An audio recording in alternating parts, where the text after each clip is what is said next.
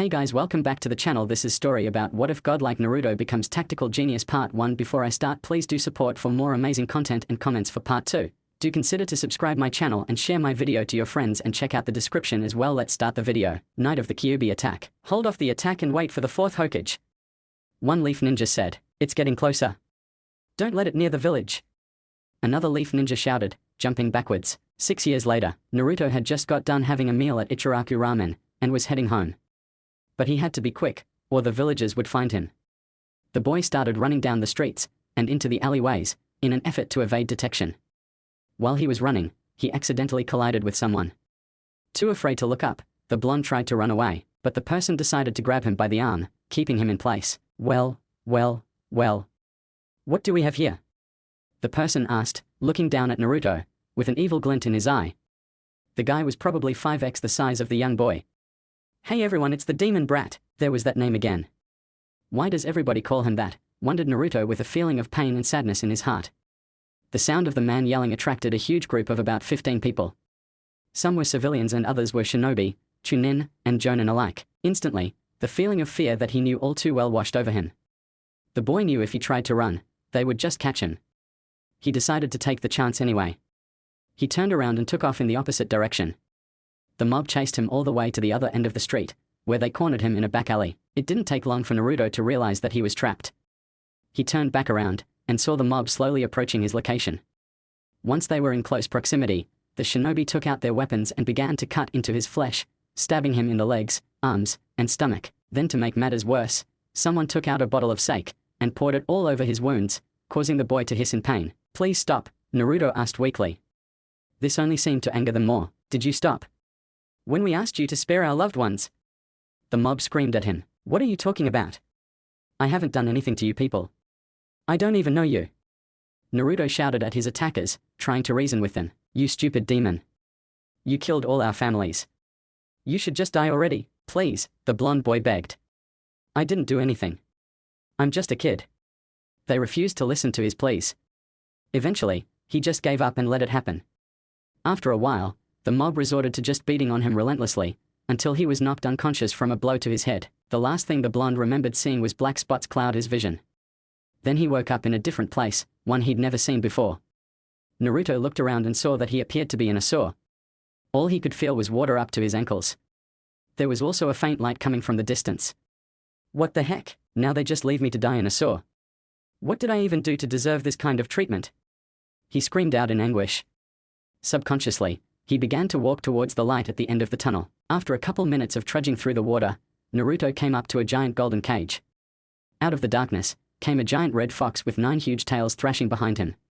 The boy noticed that the creature had giant menacing red eyes with black slits in the center, along with huge fangs and claws.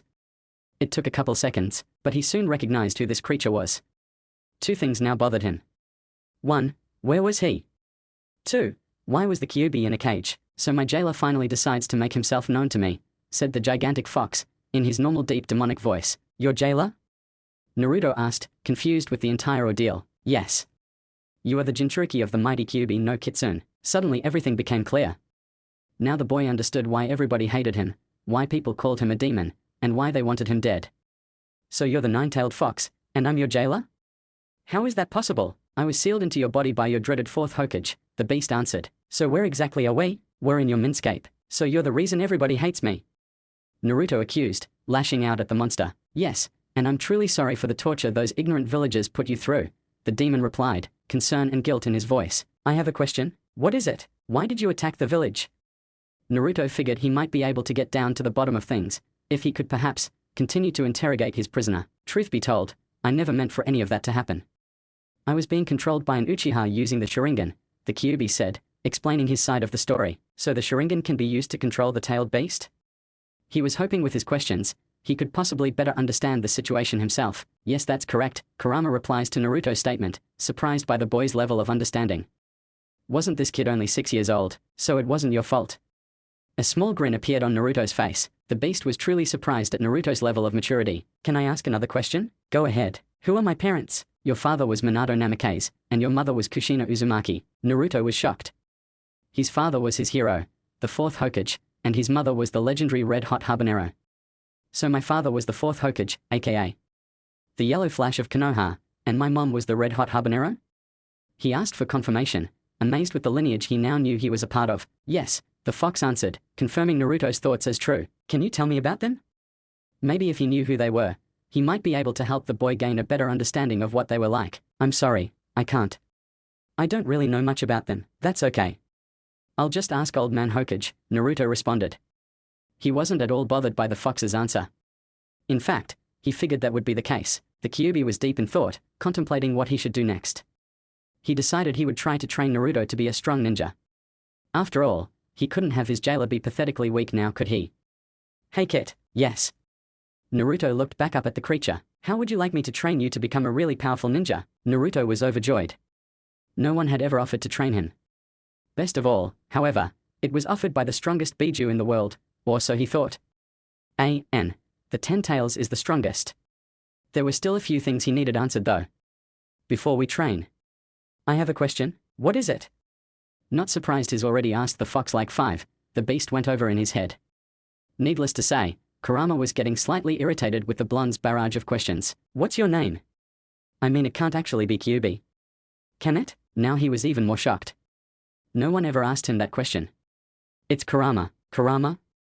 Ha, interesting name. Nice to meet you, Kurama. My name's Naruto Uzumaki. You're different from my other jailers, Kurama announced, memories of his past flooding all of a sudden. That's not a bad thing, is it? Naruto asked, worry laced in his voice. No, it's not, the fox assured. I'm just not used to people being nice to me is all. That's sad. You don't seem like a bad guy to me. Anyway, Kurama began, trying to change the subject. Before we begin training, there is something we need to do. What would that be? I need access to your senses, if you want me to be able to train you. It'll allow me a better understanding of your skills, so we could accommodate them accordingly. This will also heighten your natural attributes a great deal, allowing your sense of smell, sound, sight, and taste to be far greater than any other human being. Okay, Naruto said with a smile, then he realized something. How do I do that? You see that seal on the gate? Kurama pointed a claw at the paper with a kanji on it, located in the middle of the gate. Rip off half of it, and then I'll tell you the next step. But how am I supposed to reach it? Is he expecting Naruto to jump or something? I'll help you. Kurama started to lift Naruto in the air with his chakra, just until he was at the seal. Once there, Naruto took no hesitation in ripping it in half, allowing it to float into the water and vanish from sight. It was almost like it was never there. Kurama then pushed open the gates and walked out until he was in front of the blonde. Now you just fist bump with me, and the merger will be complete. The blonde fist bumped with the giant creature. Suddenly, a surge of energy was felt throughout his entire body. He could now hear all the separate drips of water within his mind, and smell the scent of himself and Kurama. The instant stimuli disoriented him, and he fell into Kurama's paw. A couple seconds later, he was recovered. That felt weird. One more thing, the fox spoke up, grabbing the boy's attention once more. Can you change the appearance of this place? It's kind of drab and depressing? Sure. And how do I do that? Just imagine what you want the place to look like, and it will be presented out here. Naruto imagined a simple Konoha training ground. The sun was high in the sky and there were a couple benches, along with beautiful green hills. To his amazement, the room took on the appearance of the image he saw in his mind. Nice choice, kid, the beast praised, admiring the landscape that now surrounded him. I'm much better than before. Now can we train? The boy asked, getting a little impatient. Not right now, Kurama replied. You have to wake up. Old Man Third needs to know you're okay. Oh, and another thing you should know. Now that I have access to your senses, we can communicate telepathically. So we can talk at any time we want. Now wake up. I'm going to rest for a while. All right, Naruto relented. Talk to you later, Kurama. The blonde could feel himself waking up, as he slowly drifted from the mindscape. When he opened his eyes, all he could see was white walls and ceilings. He heard the sound of a heart monitor to his left. From the pressure underneath him, he could tell he was laying in a bed. A soft pillow was beneath his head, and there was a comfy blanket covering him. With this info, he knew he was in the hospital. The blonde felt discomfort at the realization. He hated hospitals. Deciding to sit up, he looked to his right, and noticed the third Hokage was asleep in a chair, next to his bed. Hey Jiji, wake up, the boy said, trying to rouse the old man from his subconscious. Oh Naruto, you're up. Are you okay? I'm fine. I'm used to it by now, Naruto replied, absent-mindedly. He was too busy thinking back on how often his nights ended this way. The only difference now is that he met the Ninetales this time. The boy's answer saddened the old man. It was completely insane that this happened often enough for it to become a normal thing for the young boy to deal with. Curse those villagers, why didn't you tell me that I had the Kyuubi sealed inside me? Naruto asked, shocking the third out of his own thoughts. How did Naruto know about the Kyuubi? Did someone tell him? The Hokage decided to voice his thoughts, asking, how do you know about that? The Leaf Village's leader was really starting to worry. Kurama told me, Naruto answered plainly. Who's Kurama? The man asked, getting suspicious. Was there someone in the village who broke the oath made 6 years ago? The nine-tailed fox. That's his name, Naruto explained. Oh, was the third's only response. At least he didn't have to worry about someone trying to cloud Naruto's mind with hatred and anger towards the village. I mean, that's what he hoped the Kyuubi wasn't trying to do, by telling Naruto about the events of his birthday. He also told me about my parents. The blonde announced, giving the old man a serious look. Well, that was unexpected. I'm sorry, Naruto. I know you must be mad. But I had made it a law that no one ever tell you. However, I was going to tell you about your parents after you were made Chunin, the Hokage assured, trying to explain his reasons behind the choice he had made to hide the truth from the child. You see, your father had a lot of enemies. He wanted you to be able to protect yourself from any harm they may cause. I understand, Jiji-sama. You don't have to worry. I get it, Naruto reassured the old man. I'm glad you're not upset, Naruto. Did Kurama tell you anything else? Yeah. He said he was going to train me to be a really powerful ninja. Naruto responded, excited for his training to begin. That's wonderful, Naruto, the third replied, still not sure if he was okay with that idea. But are you sure you can trust him? The Hokage asked, worried. He wanted to be absolutely sure that the fox was not deceiving the child. It seems questioning Naruto was the only way to do that. So he put up with it. Yeah, I can. He isn't evil or anything. I mean, he does have a lot of anger towards humans. But it's okay. In fact, the Kyuubi attack 6 years ago wasn't even his doing. How so? The Hokage questioned.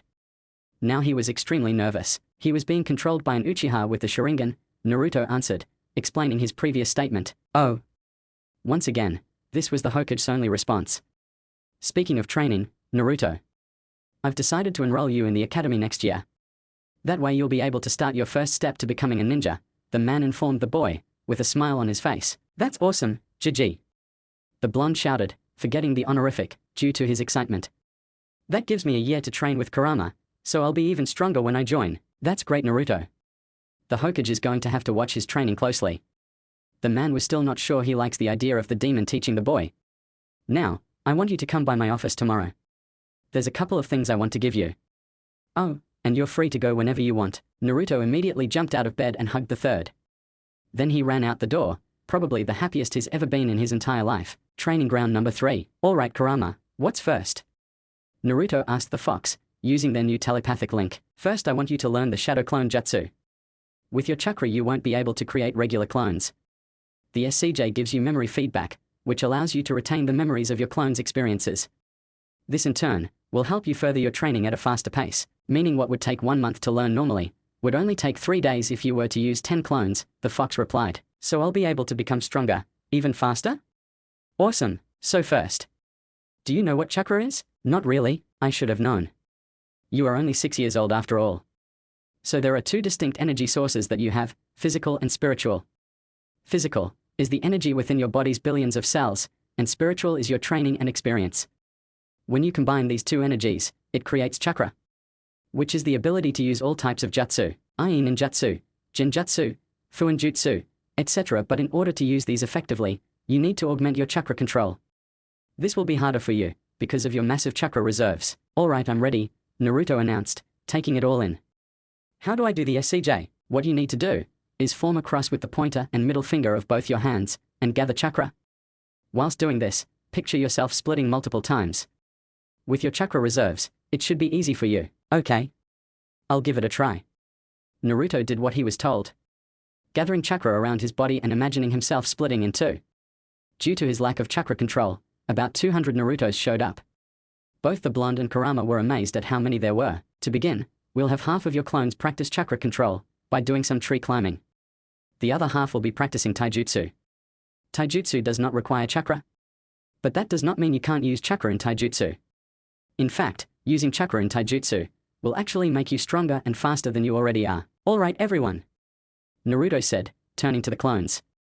You know what you need to do. Half of the clones practiced walking up a tree, quickly realizing too much chakra, and the bark breaks, too little chakra, causes you to slip.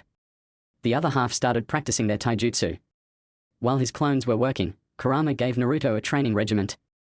This way, he could strengthen his body and increase his speed, because those traits would not be passed from the clones. Okay, Kit.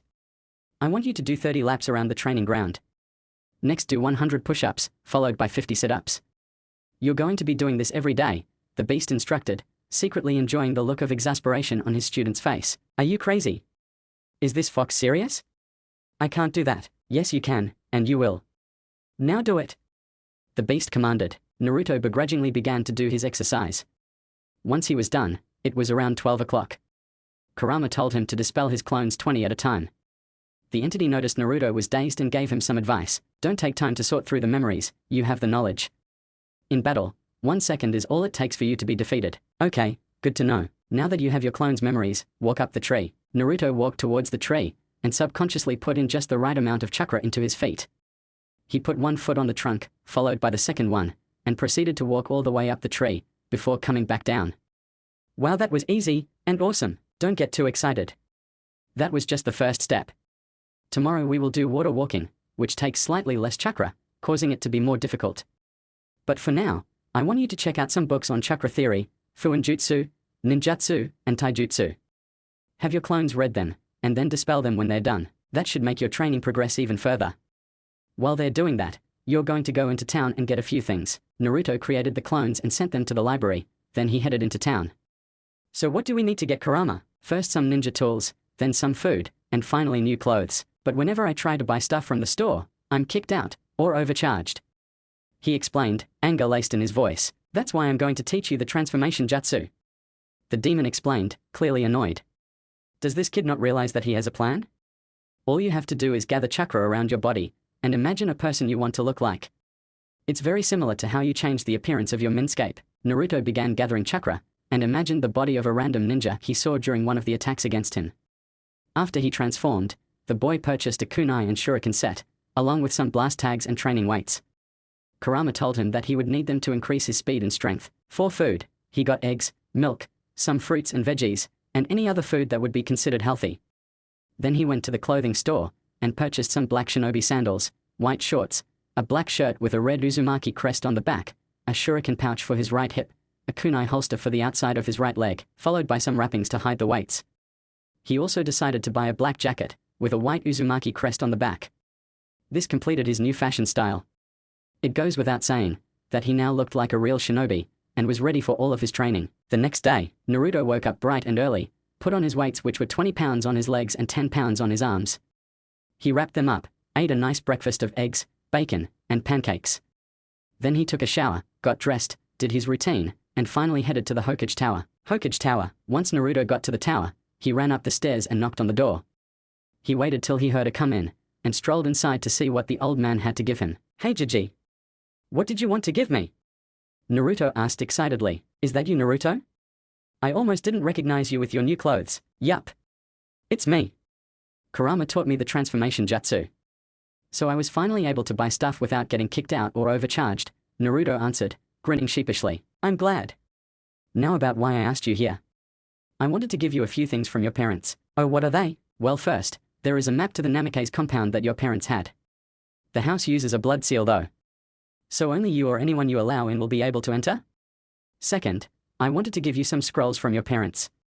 They contain the various jutsu they knew. These include the chakra chains, which is a bloodline in the Uzumaki clan, the flying Hiraishin, the jutsu that allowed your father to teleport, and what gave him the name, Yellow Flash. The third thing I wanted to give you is the money that your parents left you. Inside the house, under your parents' bed, is a secret entryway to a room that contains all the money they had. I hope these things will help you in the future. You may go now. With all of that finished, Naruto left the tower, and followed the map to his house. When he got there, he unlocked the blood seal and walked inside. The next 10 minutes or so was spent searching around the compound. The place had 5 bedrooms, 3 bathrooms, 2 training grounds, plus a huge kitchen and dining room. Then he went to his parents' room, lifted the bed, and walked down the hidden stairs into the secret vault, which was what he decided to call it. Naruto was astonished. There was easily enough money to last his lifetime, and then some. Hey Kurama? I've been thinking. Maybe I should act stupid and loudmouth during the academy. That way I can impress and surprise everybody later. Plus the villagers won't see me as a threat and try to attack me, hopefully. That's a good idea, Kit, Kurama answered, already thinking of all the things the boy could do to surprise people, using that tactic. 6 years later, it was a beautiful day in Konoha. The trees were green, the village was quiet. Not a sound could be heard.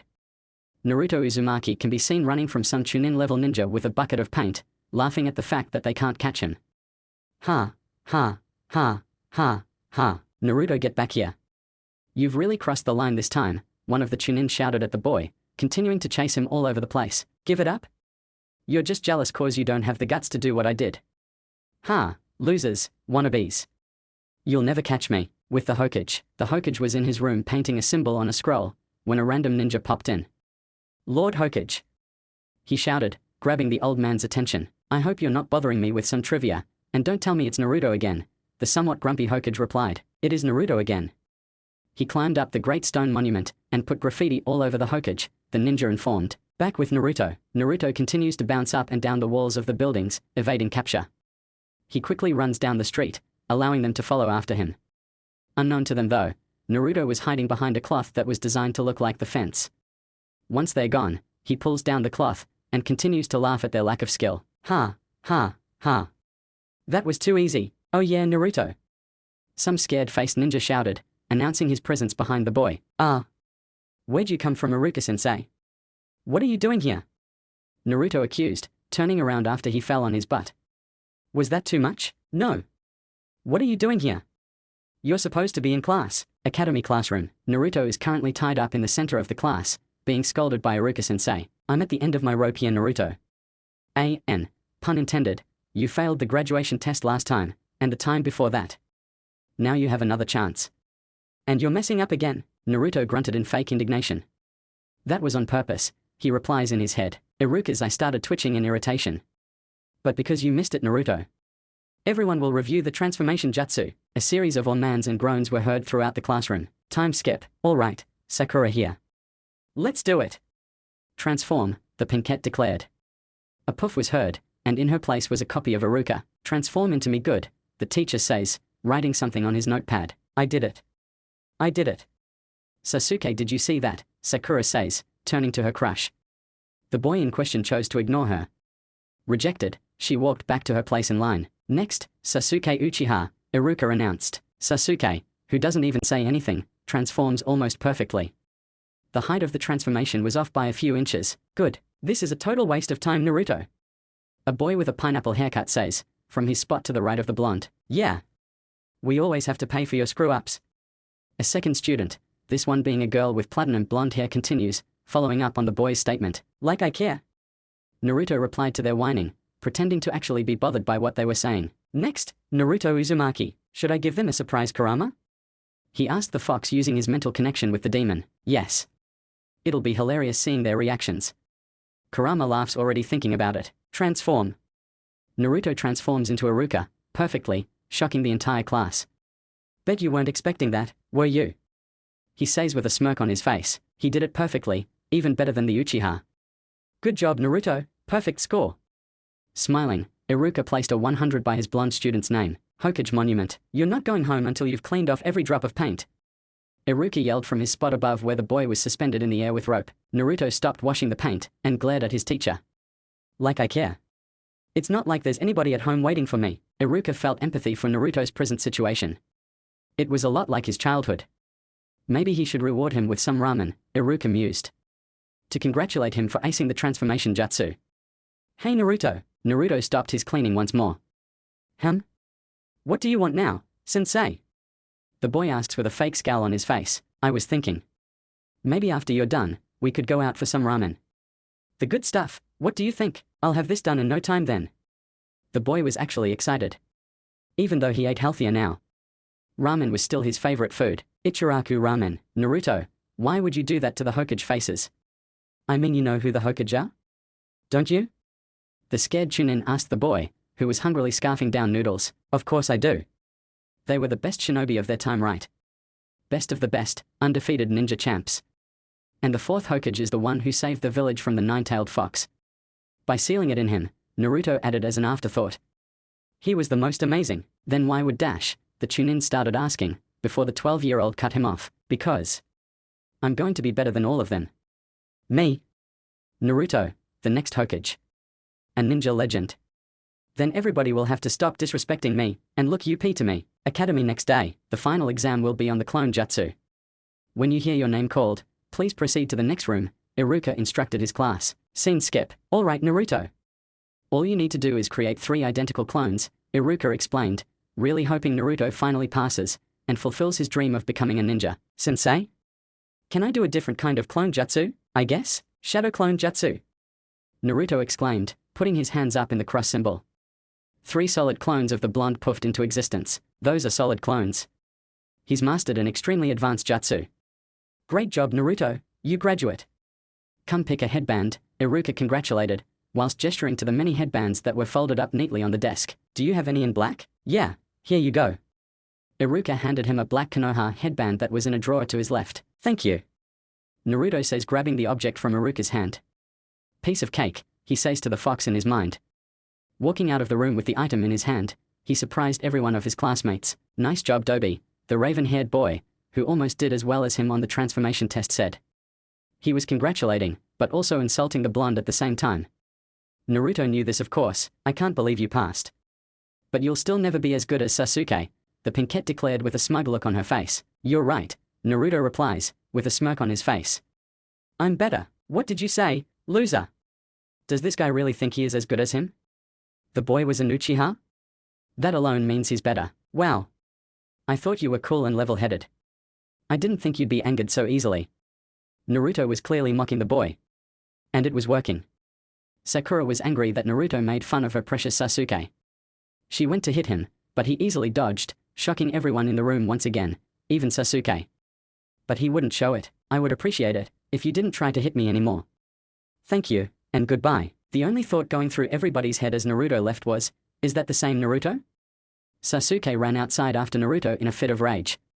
If you're so much better than me, then fight me and prove it. Why should I? I don't have to prove myself to you, the blonde retorted, continuing to walk away. Sasuke became even angrier and ran at Naruto to prove him wrong. To show him that he was the best in the class. Everyone came outside to watch Sasuke put Naruto in his place.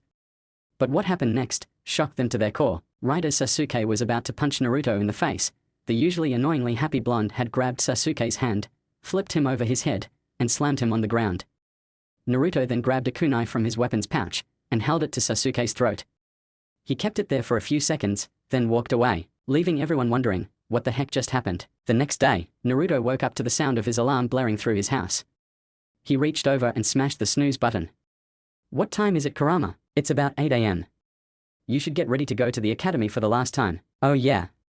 I get my team placements today. Yup. Who do you think you'll get on your team? Naruto sat up in his bed. Well, let's see. I'm registered as the dead last in the school. So to even out the team's abilities, they'll probably put Sasuke on my team. Naruto was slightly annoyed with that outcome. He did not like the Uchiha's attitude. Then we need one kunoichi on each team. They're probably gonna reform Ino Shikacho, so that rules out Ino. Hinata has the Byakugan, so they're most likely not gonna put 2 powerful Jujutsu on the same team. That leaves only Sakura. Or as I like to call her, the fangirling Banshee. Wow. I feel for you, Kit. Thanks to his telepathic connection to the blonde, Naruto's experiences with his classmates were also Kurama's experiences. So he knew how aggravating they could be. Especially the Uchiha and his pink-haired fangirl. Well, that's how it is. I guess I can finally guarantee that the universe hates me with a passion. Maybe they'll be better than you think. Kurama was trying to give him some reassurance, even though he himself doubts the statement. Nevertheless, I had better get ready. Naruto really was excited. He may not be happy with his teammates, but he knew he'd finally get to show everybody his skills. Well, some of his skills. Wouldn't want to ruin all the surprises, now would he? He took a shower, and began to get dressed in black anbu pants with wrappings around his legs to hide his weights. And Naruto's weights have increased to 50 pounds, on his arms and 70 his legs. Naruto's training regimen has also increased to 200 laps around the training ground, 151 handed push-ups for each arm, and 300 sit-ups. He does this before he starts training, and at night before he goes to bed. He wears black shinobi sandals, a sleeveless fishnet shirt, a black zip-up jacket with a crimson-red Uzumaki crest on the back, his kunai holster on his outer right leg just above the bandages, and his shuriken pouch on his hip. along with a couple sealing scrolls filled with extra weapons, such as blast tags, smoke bombs, and some lightning tags that he created himself. Over the 6 years of training, Naruto's Fuinjutsu skills have increased to apprentice level, meaning he can now create his own seals in a matter of seconds. His taijutsu has increased to near Jonin level, making his speed with the weights almost as fast as most Anbu. His chakra control has only reached high Chunin level, due to the massive amounts of chakra that he has. If he had less, it'd probably be about Sannin level. He can now fight on top of water for an hour at a time, and a tree about 3 hours at a time. His ninjutsu skills have increased to about high Jonin level, meaning he can do hand seals much faster, almost completely undetected by the Sharingan. The jutsu he has in his arsenal are the Hiraishin from his father. Because of his Fuinjutsu being so high, he has made a new formula. Now he's even faster than Minato was. He also possesses the chakra chains from his mother. He can now form the chains, but has some trouble maintaining them for more than a couple minutes at a time. And finally he has Futon Daitoppa, wind release great breakthrough. His genjutsu skills have increased to low Chunin, allowing him to sense, enact, and break EC level genjutsu. After Naruto got dressed, he had a nice breakfast of eggs, hash browns, and waffles, along with a glass of milk.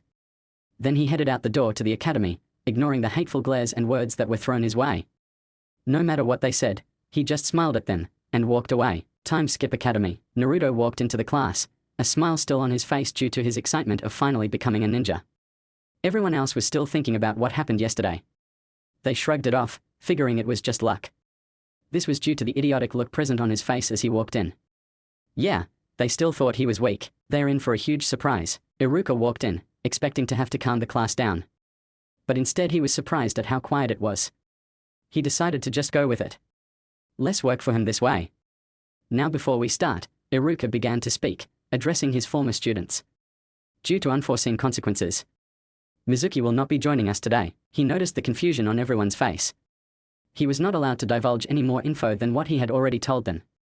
So he thought it best to change the subject, and continue class as usual. Now graduates, I'm proud to tell you that your lives as shinobi are about to begin. Right now, you're at the lowest level of ninja, Genin. I'm fully confident you'll all be wonderful shinobi. To begin, you will all be sorted into 3-man cells, with a Jonin Sensei as your team leader. Listen closely for your name. The Chunin began listing team numbers and the names of the students who belonged to that specific team, as well as who their instructor would be. Naruto tuned him out, until he heard his name spoken.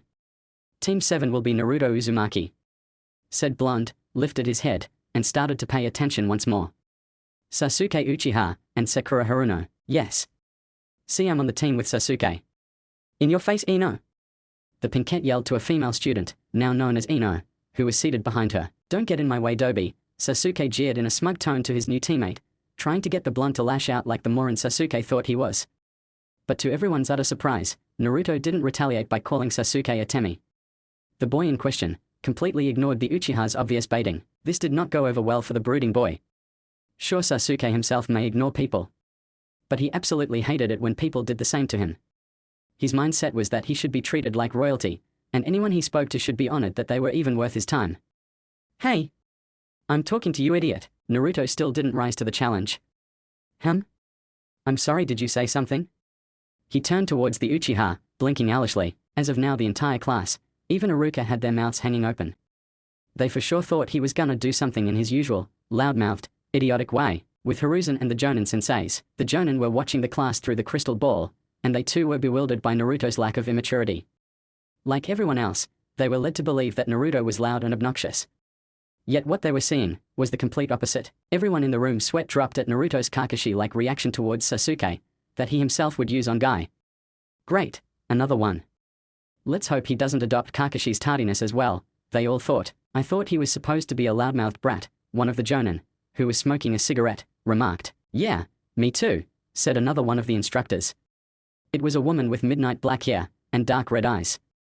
Instead, he's actually quite mature. It would appear Naruto has fooled us all, the Hokage says, pretending to have been deceived like everybody else. If he's not actually loud and obnoxious, it makes you wonder what else he's been hiding. Another one of the Jonin spoke up. His tone came across as uncaring. But he was actually quite intrigued. Yeah, totally, everyone announced, in agreement with the man. For all we know, he could be hiding his true strength. Kakashi figured he shouldn't underestimate him. His Genin team might not be so boring after all, the lazy-sounding teacher added as an afterthought. Why do you think he did it though? asked the same dark-haired female instructor. Who knows? Maybe we will find out soon. For now, it shall remain a mystery, the old Hokage conceded. Even though he knew of Naruto's act, he still did not know everything about how strong the boy actually was. Wait! The lazy Jonin yelled, getting everybody's attention. Isn't he supposed to be wearing a neon kill me orange jumpsuit that would make him easily noticed in the field? Instead, he looks like a real shinobi. Usually, the man could keep his emotions in check, but with all this new info about Naruto that pretty much disregards everything they knew about him before today, he was unable to keep up his emotionless stupor. Even though we are surprised at Naruto's behavior. You've got to admit. The look on Sasuke's face is priceless, he says, not even trying to suppress his laughter. Everyone else just silently agreed. Back in the classroom, Iruka had finally gotten over his shock and continued reading off the squad assignments. Team 8 will be Hinata Hyuga, Kiba Inuzuka, and Shino Aburame. I can't believe Sakura's on Sasuke's team, Ino grumbled, a dejected look on her face. What do you even see in a guy like that? He's not that special, a boy with a pineapple haircut said in his usual lazy tone. You are so beyond clueless, Shikamaru. Don't you get it? Ino said, replying to the boy's question with another one. Shikamaru sighed. No, I don't get it. 'Cause I'm not a girl. You are so full of yourself. Jealousy is a terrible thing. I'd hate to be on your squad, the platinum blonde declares with a smug look on her face. Team 10 will be Ino Yamanaka, Shikamaru Nara. The Chunin continues reading. Huh? Did you say something about hating to be on my squad? Shikamaru said with a huge smirk on his face. Iruka chose to ignore that response. And Choji Akamichi, are not the food guy too? Ino groans, causing a chubby kid who was eating chips to turn and glare at her. Those are all the squads. Come back here after lunch, and wait for your Jonin senseis to come and pick you up. Iruka turned and left the room, followed by other students who were heading off to eat with their friends. Sasuke walked out of the room with his hands in his pockets, and Sakura followed, so they could get to know each other better. Especially now that they were teammates. She completely forgot about Naruto. The blonde, on the other hand, was waiting till everyone had left the room. When he saw that the coast was clear, he jumped out the window and walked up the wall to the top of the academy building. Now he could eat his lunch in peace and quiet. With Sasuke, he didn't notice Sakura following him. The Raven was too busy thinking about how much Naruto has changed. He was totally expecting him to retaliate when he harassed him. But lo and behold, Naruto flat out ignored him. Then there was also that fight they had yesterday. The blonde completely defeated him in one move. Sasuke was angry. As an Uchiha, he was supposed to be the best. He was also confused, because wasn't Naruto supposed to be the dead last? So how had he just defeated him so easily? The boy couldn't understand, and decided to chalk it up to Naruto being lucky and catching him off guard. After all, no one could defeat him, right? Sasuke was brought out of his thoughts when he realized Sakura was talking to him. Hey Sasuke. Do you want to have lunch together? The young girl asked, a small blush on her face. No, he replied, absolute contempt in his voice. But I thought that, since we are a team now, we should get to know each other better, Sakura reasoned, full of hope that really shouldn't have been there in the first place. The object of her affection never paid any attention to her whatsoever. Nevertheless, she continued to adore him. Why would I want to get to know you better? You're useless, and not worth my time. Why don't you go ask Naruto? He's your teammate as well? Sasuke was already starting to lose his patience with her. Naruto is the one who is useless. He is just a loudmouthed idiot, who pranks everyone all the time, the Pinkette retorted. That is because he has no family to tell him not to. He's lucky. If I did that, my parents would scold me. Alone, isolated. It's not about being scolded by your parents. You have no idea what it means to be alone. Man. He thought he hated her before. Sakura knit her eyebrows in confusion. Why are you saying that? Because you're annoying, he answered, leveling her with a glare. A hurt expression crossed Sakura's face, before she decided to walk away and leave Sasuke alone for now. Time skip after lunch. Naruto's POV. Every other team senseis have come and taken their genin, leaving only Team 7. Sakura was clearly annoyed with the present situation. Why is our sensei the only one who's late? She screamed her head off, annoying both her fellow teammates in the process. Will you shut up? Sasuke demanded, glaring at her once again. I'm sorry, Sasuke. Sakura quieted down after that. If they are this late, our sensei is probably Kakashi Hatake. He's infamous for being 3 hours late to almost everything, Naruto said, calmly. A grin on his face due to his teammates' reactions. What? They both shouted. Don't worry, Naruto said. I will punish him for being late. Naruto picks up one of the chalk erasers and ties some ninja wire around it. He then ties the wire around a pot holder right above the door and sets it in between the door and the frame. Then he ties even more ninja wire around the doorknob, the other end held firmly in his hand. This will allow him to slam the door in the man's face. After 10 minutes, Kakashi finally shows up. Kakashi's POV. Now that it's been at least 3 hours, Kakashi figured he should go and get his team. Once the silver-haired Jonin got there, he noticed that Naruto was trying to pull a prank on him. So that part wasn't an act, he confirmed. The lazy man chose to fall for it on purpose. He figures, what's the worst the kid could do, right? Naruto's POV. The blonde knows that Kakashi's is going to fall for his stunt on purpose. That's why he made it better.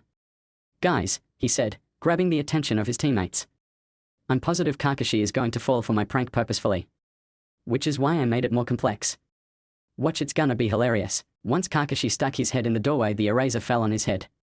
He jumped backwards, causing the eraser to swing forward and come back, just as he was walking into the room. The object hit him in the eye. Naruto proceeded to yank on the end of the wire that he had in his hand, slamming the door in Kakashi's face, giving him a bloody nose. Naruto couldn't hold in his laughter, and started chortling like a maniac, probably scaring his teammates in the process. Third-person POV. Kakashi opened the door once more. He came in, and glared at Naruto. Naruto stared at him in response, a serious and evil look in his eyes. That's what you get for being late, Kakashi Hatake. Do it again, and it'll only get worse, Naruto said in a creepy sing-song voice. Kakashi got the hint, and vowed never to be late again. He did not want to think about what else Naruto would do to him. But one thing confused him. How did Naruto know who he was? I won't, he promises, fear evident in his voice. He tried to hide it, but Naruto could still sense it.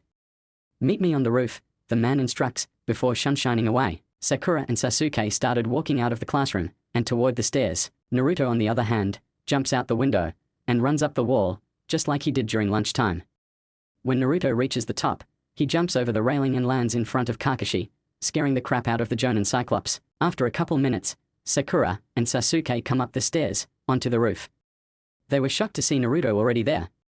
He didn't even pass us, they both thought. Hey Dobi! How'd you get here so fast? Naruto turns around. I just walked up the side of the wall, he answers like it was nothing, while gesturing to the edge of the roof with his thumb. Sasuke and Sakura were completely surprised by Naruto's show of skill. The blonde noticed the look they were giving him. What?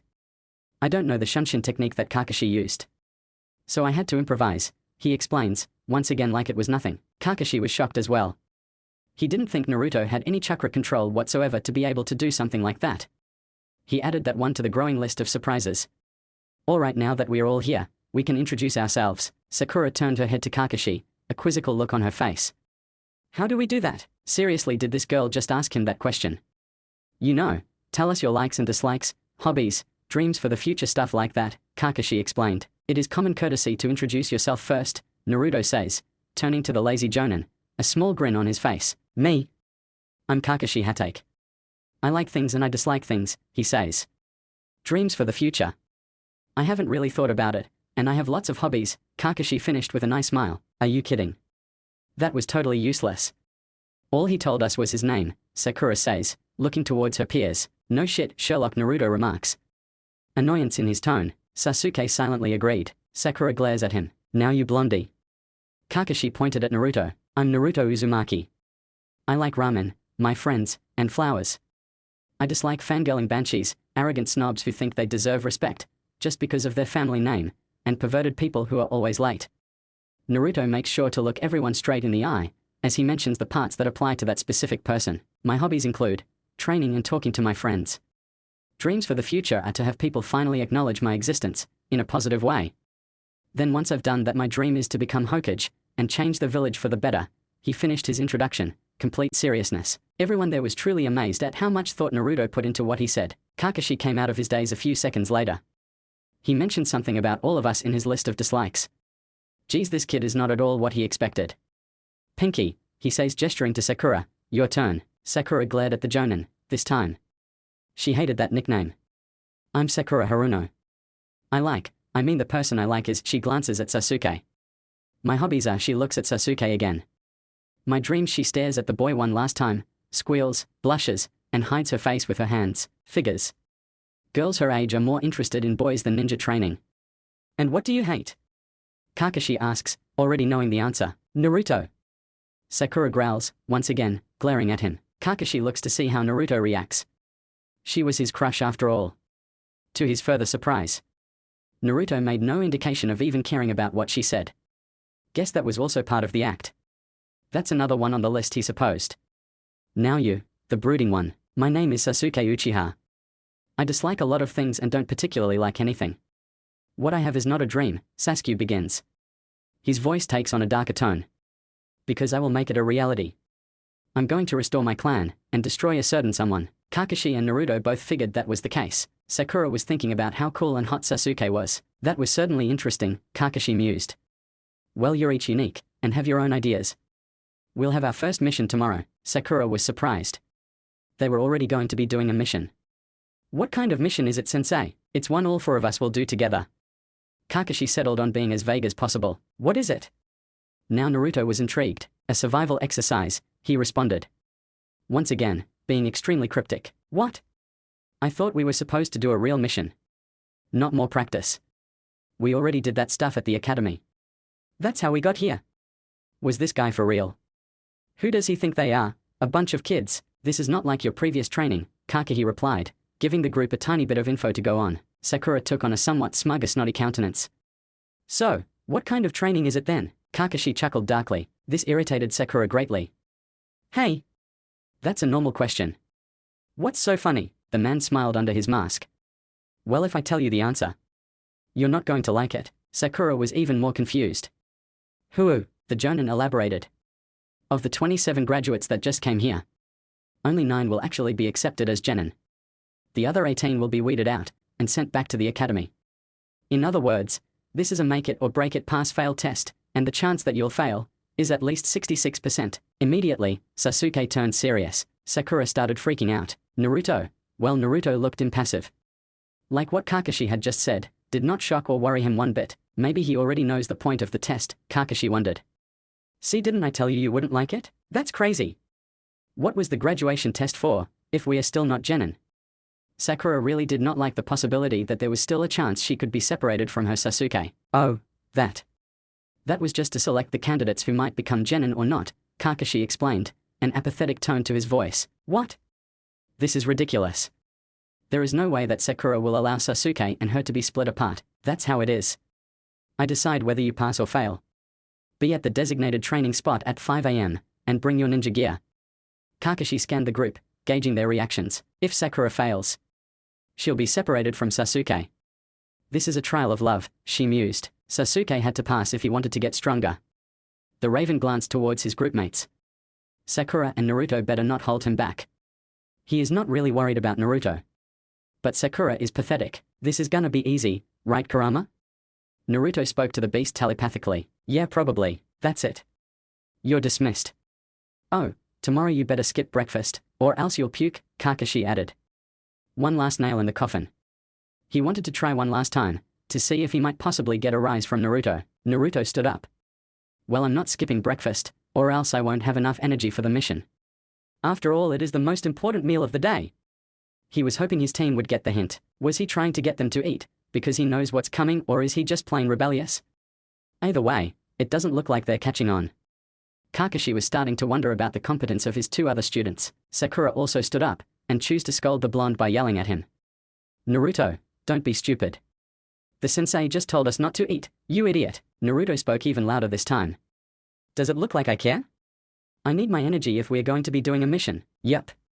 He's definitely trying to get them to eat, Kakashi realized. He knows what's going on.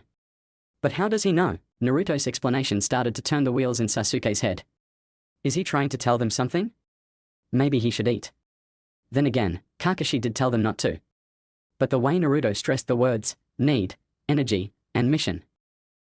The next morning, Naruto woke up at around 4 AM, showered, got dressed in his black anbu pants with wrappings around the ankles almost all the way up to his knees, black shinobi sandals, sleeveless fishnet shirt with a dark orange collar, a black zip-up jacket with a dark red Uzumaki crest.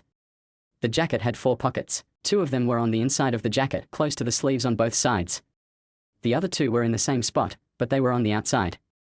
A deep crimson red Uzumaki crest was adorned on the back. He has wrappings on his arms. His weapons pouch was located on his right hip and kunai holster on his lower outer right leg, right above where the wrappings end. He has storage scrolls in his pockets, containing his smoke bombs, blast tags, and lightning tags. Finished off with dark orange fingerless gloves, that each have a seal right on the metal plates. These seals contain extra shuriken on the right and extra kunai on the left.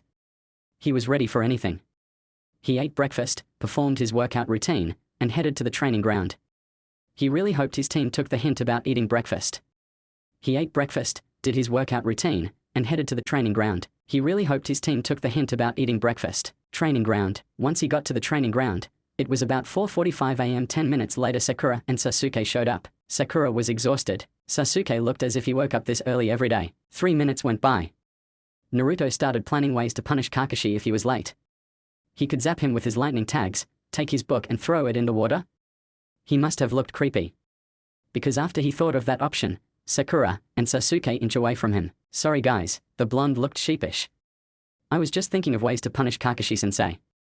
You know, if he was late again. Oh, okay, Sakura said, only slightly more at ease. She was concerned with the sanity of her blonde teammate. HN, Sasuke responded. He honestly did not care. Well, nice to see you too, Sasuke. Right when Naruto was about to start his plan against Kakashi, the man showed up, exactly at 5. Good. Looks like he learned his lesson last time. Good thing you're on time.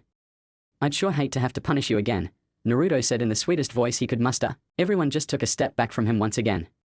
Even the Jonin. Yeah, right. He'd love to punish Kakashi again, they all thought. Morning everyone. Ready for your first day? Kakashi gave them all a nice smile. Sakura could barely function right now. Aha, well let's get started. Kakashi set down a clock and pressed the top down to start it. Here we go. It's set for noon. Sakura was more awake after that. Ha, your assignment is very simple, Kakashi began. You just have to take these bells from me. He motioned to the bells dangling from his hip. That's all there is to it. If you can't get them by noon, you go without lunch. You'll be tied to those posts, and you'll watch while I eat my lunch right in front of you. Sasuke was furious with himself. So that's why, dang it. He should have taken the Dobi's hint. Naruto was right. Sakura couldn't decide what was more astounding. That their teacher would pull such a dirty trick on them, or that the blonde was right about something. For once, Kakashi realized they didn't take Naruto's hint to have breakfast. But still, how'd Naruto know? Something didn't make sense to Sakura. Wait a minute. There's 3 of us. How come there's only 2 bells? Kakashi smirked. Heh. Well, that way, at least one of you will end up tied to a post and ultimately disqualified for failing to complete the mission. That one goes back to the academy. Then again, all 3 of you could flunk out too, he reminded. You can use any weapons, including, but not limited to, shuriken. If you're not prepared to kill, won't be able to take the bells, he said, giving the group his famous eye smile. Once more, only Sasuke or Sakura had any reaction to what Kakashi said. Man, does nothing worry this kid, Kakashi wondered. Then again, it could be because he knows what the test is about. Well, only time will tell. Those weapons are too dangerous, Sensei, Sakura reminds. Sakura. He is a Jonin. He'd probably be able to dodge everything we threw at him. There's a slim chance we'll even be able to touch him, Naruto reminded, trying to reason with her. When I say start, you can beg. Kakashi was cut off. Naruto whipped out a kunai, spun it around his fingers, gave it a firm grip, and ran straight for the older male. Before Naruto knew it, the silver-haired Jonin was behind him, holding the same kunai to the back of his head. Sakura was amazed. Kakashi's movements were so fast. She couldn't even see him move. So this is a Jonin. Sasuke was suddenly pumped to fight the instructor. Kakashi sighed. Don't be in such a hurry.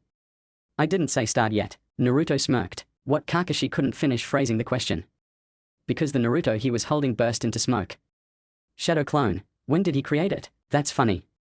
I wasn't aware the enemy waited for a start, Naruto said, coming right up beside Sasuke. How did he dash? Sasuke wondered. That was a clone. But it was solid. How is that possible? Just how strong are the Dobi? That was a solid clone? Sakura didn't even know that was possible either. Kakashi relented. I was told you can do the SCJ.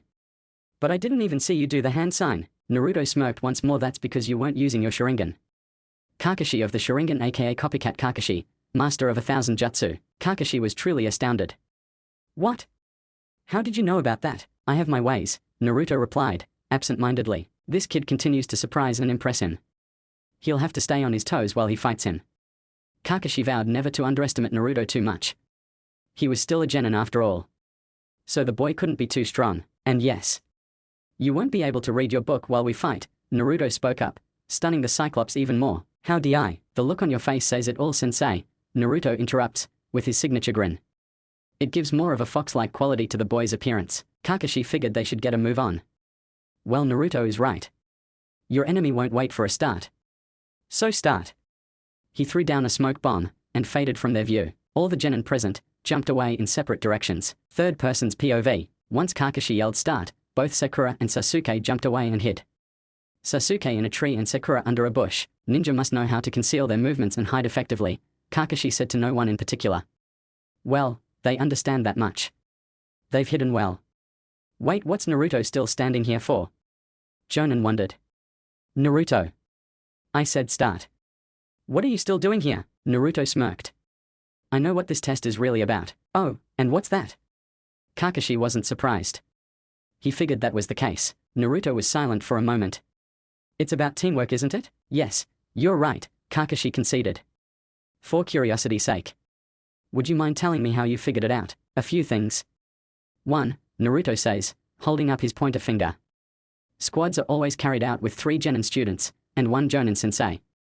So why would one of us go back, while the others continue? It wouldn't be a full team. 2. He raises another finger. You said, and I quote, of the 27 graduates who just got here, only 9 will be chosen to actually become genin. If that's true, then that means 3 of the teams will pass the test, with all 3 genins on each of said passing teams passing as well. So once again, 1 going back didn't make sense. 3. The blonde raises 1 more finger. There are 2 bells. This is meant to pit us against each other, ultimately sending 1 back to the academy for failing the mission. And as I said before, that doesn't make sense considering the fact that a squad has 3 genin and 1 jonin. Not 2 or 1 genin and 1 jonin. And 4, he raises up 1 last finger. You're a jonin and we're just genin. Alone we don't have any chance at getting a bell. But if we work together, then we might have a chance. Even though he thought he might actually be able to get them himself. Wow. He actually figured it out. Will his team work with him, however? Well, Naruto, you're a lot smarter than I gave you credit for. Kakashi paused for a moment. Even though you know what the test is about, why don't you try to get a bell? All right. He might as well. It's not like there was anything else for him to do. With Sasuke, Sasuke jumped into the tree to hide. He noticed that Naruto and Kakashi were only talking. But he wasn't close enough to hear what they were saying. Naruto came up behind him. How? He didn't even sense the blonde approaching. Hey Sasuke, Naruto said. I think we should work together to get the bells. We'll have a better chance if we help each other. Sasuke understood the blonde's reasoning. His pride got in the way though. I don't need your help, Dobi. I can do this on my own. Naruto expected that answer. He knew pestering wasn't going to change anything. All right. I'll just go ask Sakura. He puffed away. Was that a shadow clone? Sasuke asked out loud to himself. With Sakura, Sakura was watching from under a bush. Naruto and Kakashi-sensei appeared to be having a conversation. It didn't even look like they were gonna fight. Hey Sakura? Naruto came out of nowhere. Oh? Don't scare me like that, idiot. Sorry, the blonde apologized. But I think we should work together to get the bells. I tried to ask Sasuke, but he just refused. Why would I work with you? The pinkette questioned, angrily. Seriously, you're an idiot. You wouldn't be able to do anything useful, because we're a team, he reasoned. And we have a better chance at getting the bells if we help each other. So are you in? He decided to give her another opportunity, and ask just once more. No. Geez Naruto, you're so annoying. Naruto burst into smoke. Was that a shadow clone? Sakura questioned. Back to Naruto and Kakashi. Naruto got the memories from his clones. Just like he thought they would, both of them rejected his proposal. Kakashi-sensei? I tried to ask Sasuke and Sakura to team up with me using my clones, and just like I predicted. They said no. Now how am I supposed to pass? I don't know, Kakashi replied. He also figured that would be the outcome. He wasn't exactly sure how to deal with it. I figured Sasuke wasn't going to, because he doesn't think he needs help from anybody, in anything. Then Sakura wasn't gonna team up with me, unless I convinced Sasuke. Well, at least I tried. The blonde figured they were a hindrance to his shinobi career. Are you ready for our fight? Kakashi pulled out of his thoughts. Sure. Shinobi Battle Techniques Part 1, Taijutsu. Naruto began by running at Kakashi and throwing a weak punch to his face, allowing the instructor to block. Then the blonde tried a kick to the man's stomach, in which case Kakashi grabbed his foot. Naruto then turned to aim another kick to his head and Kakashi grabbed his other foot. With his hand near the bells, Naruto quickly grabbed, and replaced them with rocks that he hinged, transformed, to look like the bells. When Kakashi realized what he was doing, he pushed the boy away. Little did he know, he was already too late. This kid is good, Kakashi realized. He actually touched them? Well, Naruto, you're better than I thought. Still, you haven't got the bells. Naruto took out one of his sealing scrolls and unsealed his father's Hiraishin kunai. He threw it at Kakashi, to which the Jonin dodged, not yet realizing what it was. In an orange flash, Naruto disappeared and reappeared half a second later and kicked Kakashi in the back, sending him flying. Using a jutsu Kakashi knew all too well, Naruto made sure to mark him with his formula, as his foot connected. Kakashi leaned forward, to where his hands could touch the ground. This allowed him to descend into a roll. Then the man turned himself around, and ran back towards the blonde, even more surprised than before. How does he know that technique? Kakashi wondered, amazed with the expanding prowess the young Uzumaki was demonstrating. Also, it looks like he's faster than his father. Hey Naruto! Where did you learn that jutsu? Naruto knew Kakashi would ask this. Old man third gave it to me when I was 6, after I found out about my parents. How'd you find out? Kurama told me, Naruto answers plainly. Who's Kurama? Kakashi asked, having never heard the name before now. The nine-tailed fox, Naruto supplies casually, without any hesitation. Kakashi was beyond confused. How does Naruto know about that? How'd you find out about that? Naruto hesitated. I'd rather not say. Why? What does he not want him to know? How come? Because I don't want you to feel bad for me, or pity me. Naruto was getting a little aggravated with all the questioning at this point. If he wanted people to know, he would tell them. They needed to stop pestering him all the time. It was probably from the beatings he got from the villagers, the Jonin figured. Probably a bit of a touchy subject for him. So he'll leave it alone. For now anyway. After that little confrontation, Kakashi knew how great Naruto was on offense. Now how about defense? He came at Naruto with half his speed and strength, and tried to punch him in the head, to which he blocked with his right arm. Next, the silver-haired sensei tried to kick him in the head this time. The move caused Naruto to have to duck. Then Kakashi tried to leg swoop him, in an effort to throw the boy off balance. Naruto jumped up, completely avoiding the attack.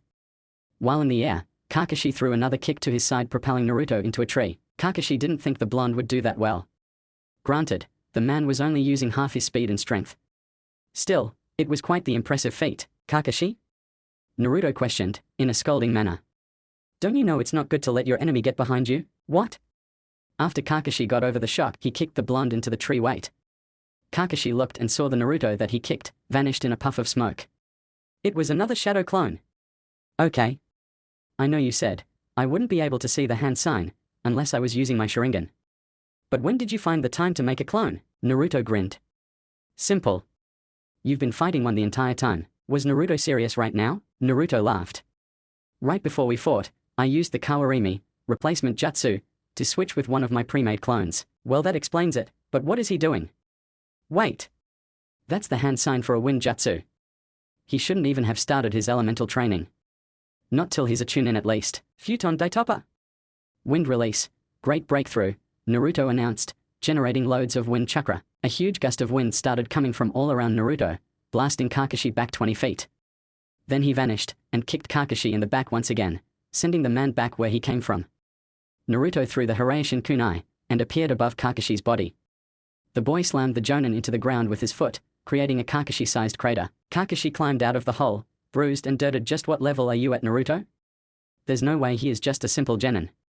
Someone else had to have trained him in order to get this strong. Without any response, Naruto shot out the chakra chains, binding Kakashi around the legs and arms, restricting his movement completely. You know the chakra chains as well? Kakashi paled at the newfound information. Naruto smiled. Yeah, but I'm having trouble maintaining them for longer periods of time, he says before he unbound Kakashi. This action confused the Jonin. Why didn't Naruto take a bell, while he was unable to move? Naruto sighed. Kakashi-sensei. I think I've shown you enough of my skill. So go test Sasuke and Sakura now. Fair enough. Alright, I will.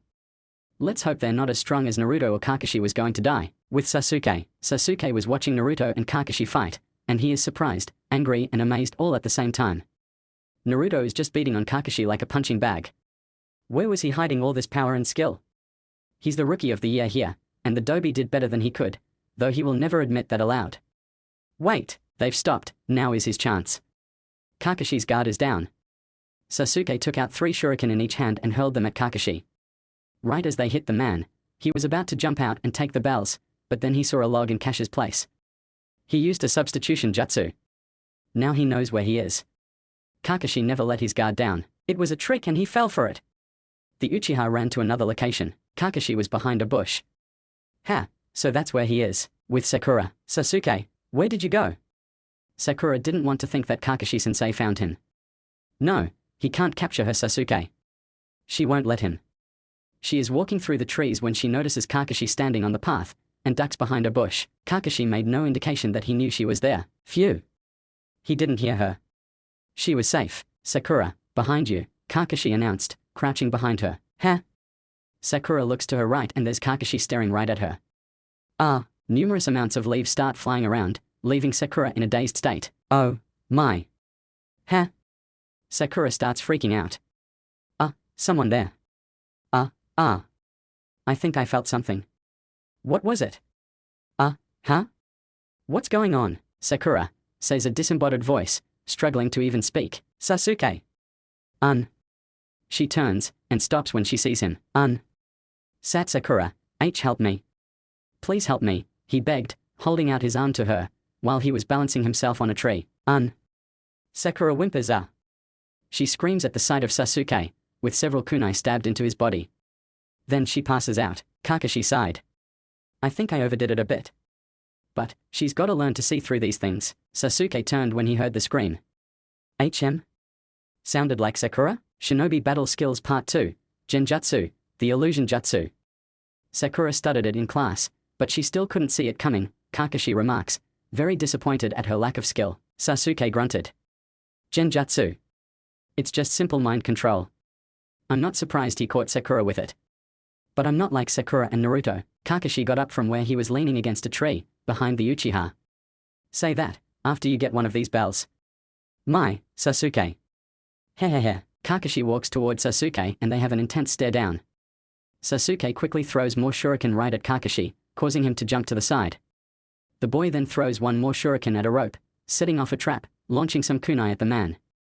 He jumps out of the way, and they embed themselves into a tree. This time Sasuke surprises him, by appearing right behind him, trying a kick to his head. Kakashi grabs his leg, and then Sasuke rotates his body to punch Kakashi in the face, to which he blocks. Finally Sasuke turns his body so his head is down while a kick swings toward Kakashi's head, which the man grabs. Once Kakashi realizes what Sasuke is doing, he pushes him away, right as he touches one of the fake bells. This kid is fierce.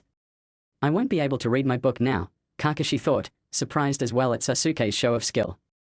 Yet he's still not as strong as Naruto. He probably knows it too. Just doesn't want to admit it. With Sakura, Sakura woke up, and began to freak out from her memory of what happened before she fainted.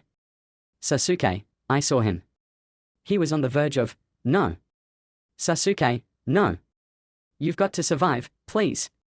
Where are you? Back with Kakashi and Sasuke. Well, you are different from the others, I'll grant you that. Sasuke started doing hand signs for a fire jutsu. What?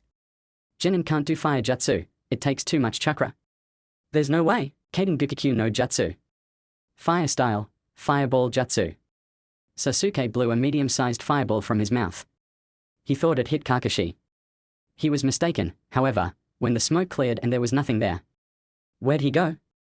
Behind me, above? The boy was looking in all directions, except one. Where? Came Kakashi's apathetic voice. I'm where you least expect me.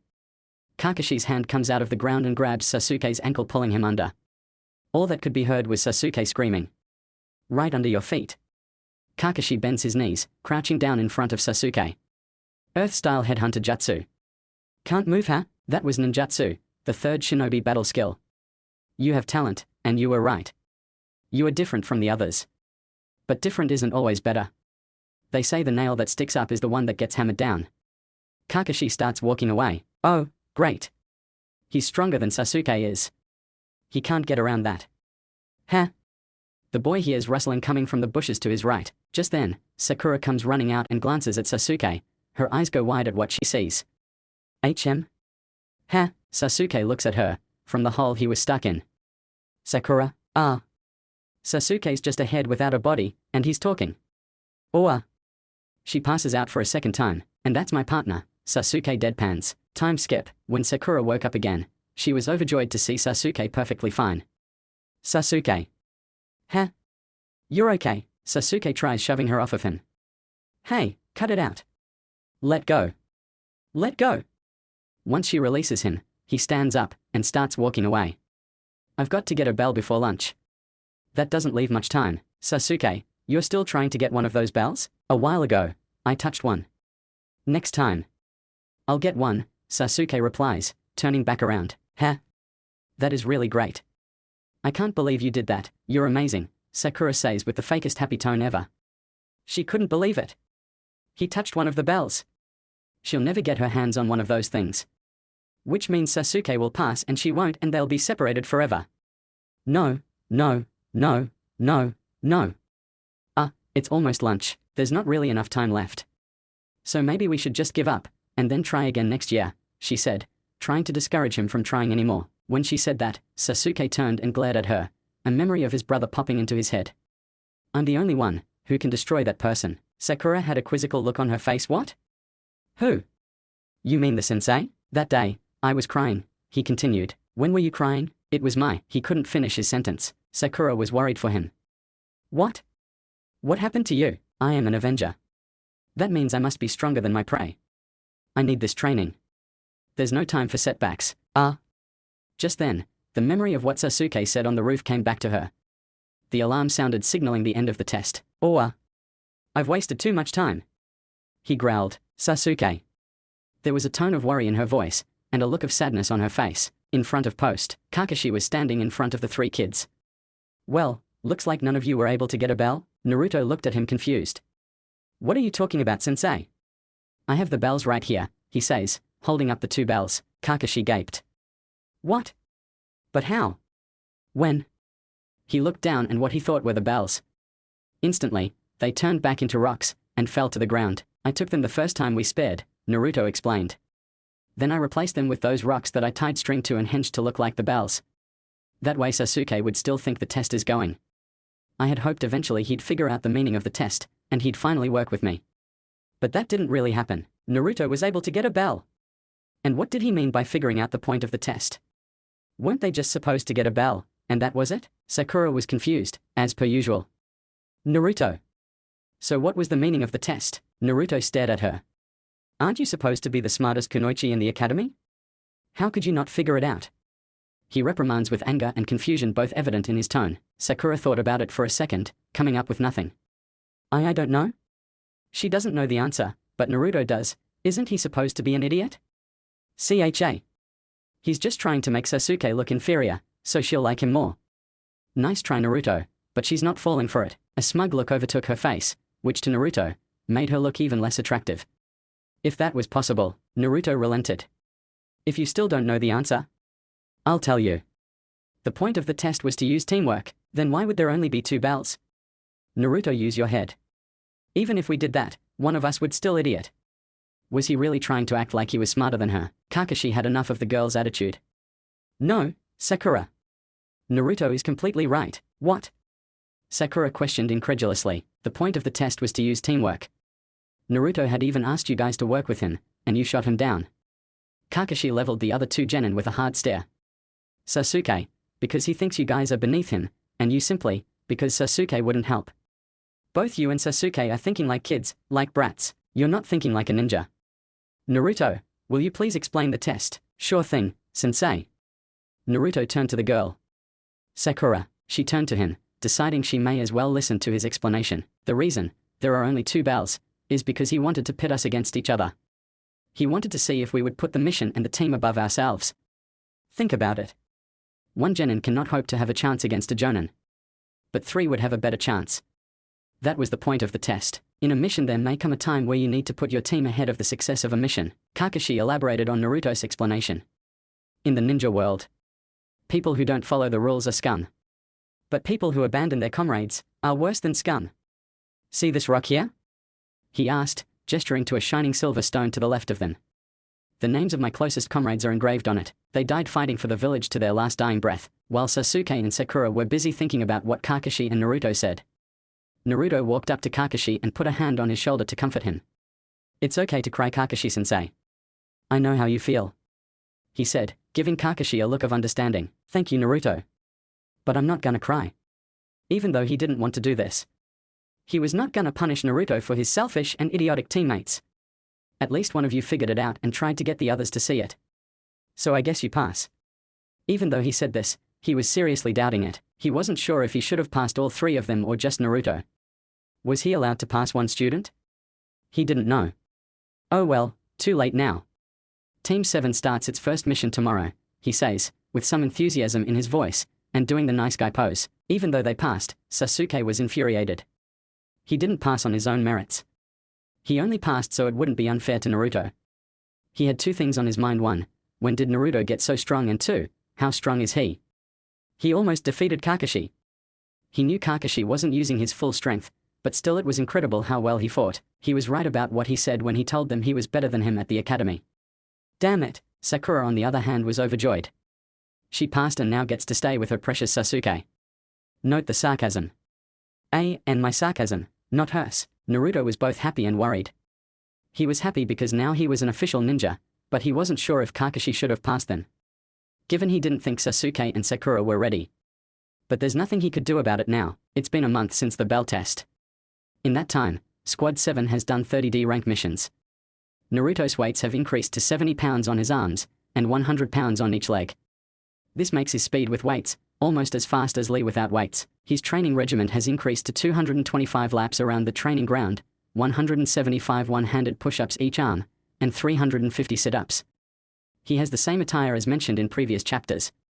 His taijutsu is at high jonin level, meaning he can almost best Kakashi in a fight. Fuin jutsu is at mid-apprentice level, allowing him to combat certain seals such as Orochimaru's curse mark. His chakra control has reached mid-jonin level. He is able to battle on water for 2 hours, or on a tree for 4 hours. His ninjutsu is high jonin. Jutsu include futon, daitopa, futon, wind needles, futon, explosion bunshin, flying Hiraishin, and chakra chains. His hand seal speed is at a point where only a Mangekyo Sharingan can read them. Genjutsu is mid-chunin, allowing him to create, detect, and release EB-level genjutsu. Konoha, third person's POV. In the village of Konoha, we find Team 7 chasing a mysterious shadow. Crow here. I'm in position, Sasuke says over the intercom. Howler here.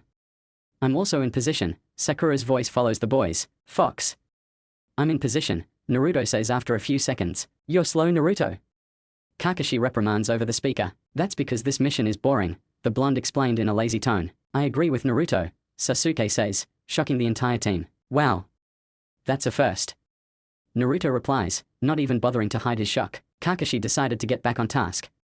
Whatever, is the target in sight? Naruto looked out in front of him. He could see a small shadow sitting behind a bush. Yes. Ready to act on your command. All right, 3, 2, 1, go. Kakashi directed over the earphone. All three genin jumped at the shadow, intent on capturing it. Naruto was the first to get to it, due to his superior speed. The target started freaking out, until the blonde began stroking its back soothingly, calming it down. While Naruto did this, he placed one of his seals on the target's back. Kakashi always hated this mission, and wanted to get it over with as fast as possible. So he was quite thankful for Naruto's superior speed. Positive ID. Is there a red bow on the left ear? Affirmative, lost cat Tora retrieved. Naruto looked up towards his two partners. They looked like they felt a little out of place, having done nothing to help. Thank goodness, the Jonin thought. Good, let's head to the mission room. Hokage Tower, third person's POV. Naruto knocked on the door, waiting for a come-in. When he heard one, the boy strolled into the room with his team, and what they saw shocked the Hokage and Iruka.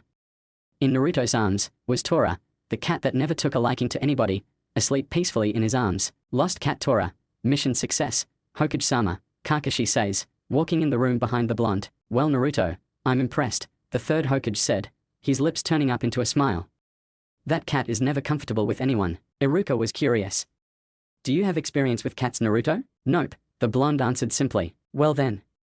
You must just be a natural, the third decided, choosing not to think too deeply about it. Maybe it has to do with my tenant, Naruto hypothesized. Could be, the old man concurred. Sasuke and Sakura were confused about what Naruto and the third meant by the blonde's tenant. They put it in the back of their minds, figuring they could ask him later. Naruto handed the cat to the fire daimyo's wife, and it immediately started freaking out. Team 7 was confused, until the woman began to smother the cat to death in her rather large breast. The woman gave the money to the Hokage, and left the room. No wonder it ran away, Sasuke commented under his breath. Poor thing. If she was the cat, she would probably run away all the time too. Don't worry. I'll save it, Naruto says, confusing every person in the room. They shrugged it off and continued. The third gave them their pay, and began to read off other D-rank missions. Now we have babysitting, picking potatoes, installing a FE. The man was cut off from a scream, coming from the hallway outside the door. It was the wife of the fire daimyo. No. Tora, come back, or you can capture Tora again, the third suggested, laughing quietly under his breath. Before anyone could speak up, Naruto disappears and reappears with Tora in his arms. I got her. Iruka's eyes widened to impossible sizes. That was fast. How did you do that? Naruto looked towards his former teacher. The Hiraishin seal I put on Tora's back when I caught her. I wasn't aware that you knew that jutsu, Naruto, Iruka said, surprised. He still thought Naruto was the dead last. Naruto stared at him for a couple seconds, blinking every now and then. Yep, I do. Right as he was handing Tora to the women once again, the animal disappeared, leaving everyone speechless. The wife of the fire daimyo was the one to break the silence. Where'd she go? Naruto stared blankly, in an effort to mask the fact that the cat disappearing was his doing. I don't know, he replied. He was lying through his teeth.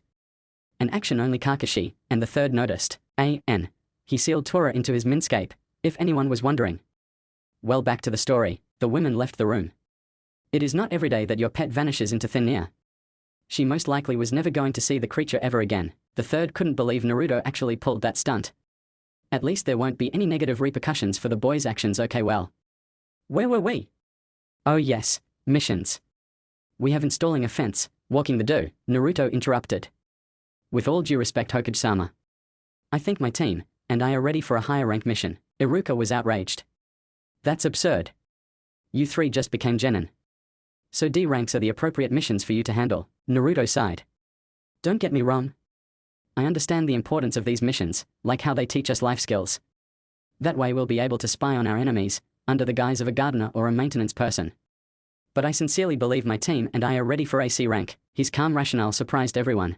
They're still getting used to the real Naruto. Even though the third knew of Naruto's real personality, he was still impressed with the boy's educated response.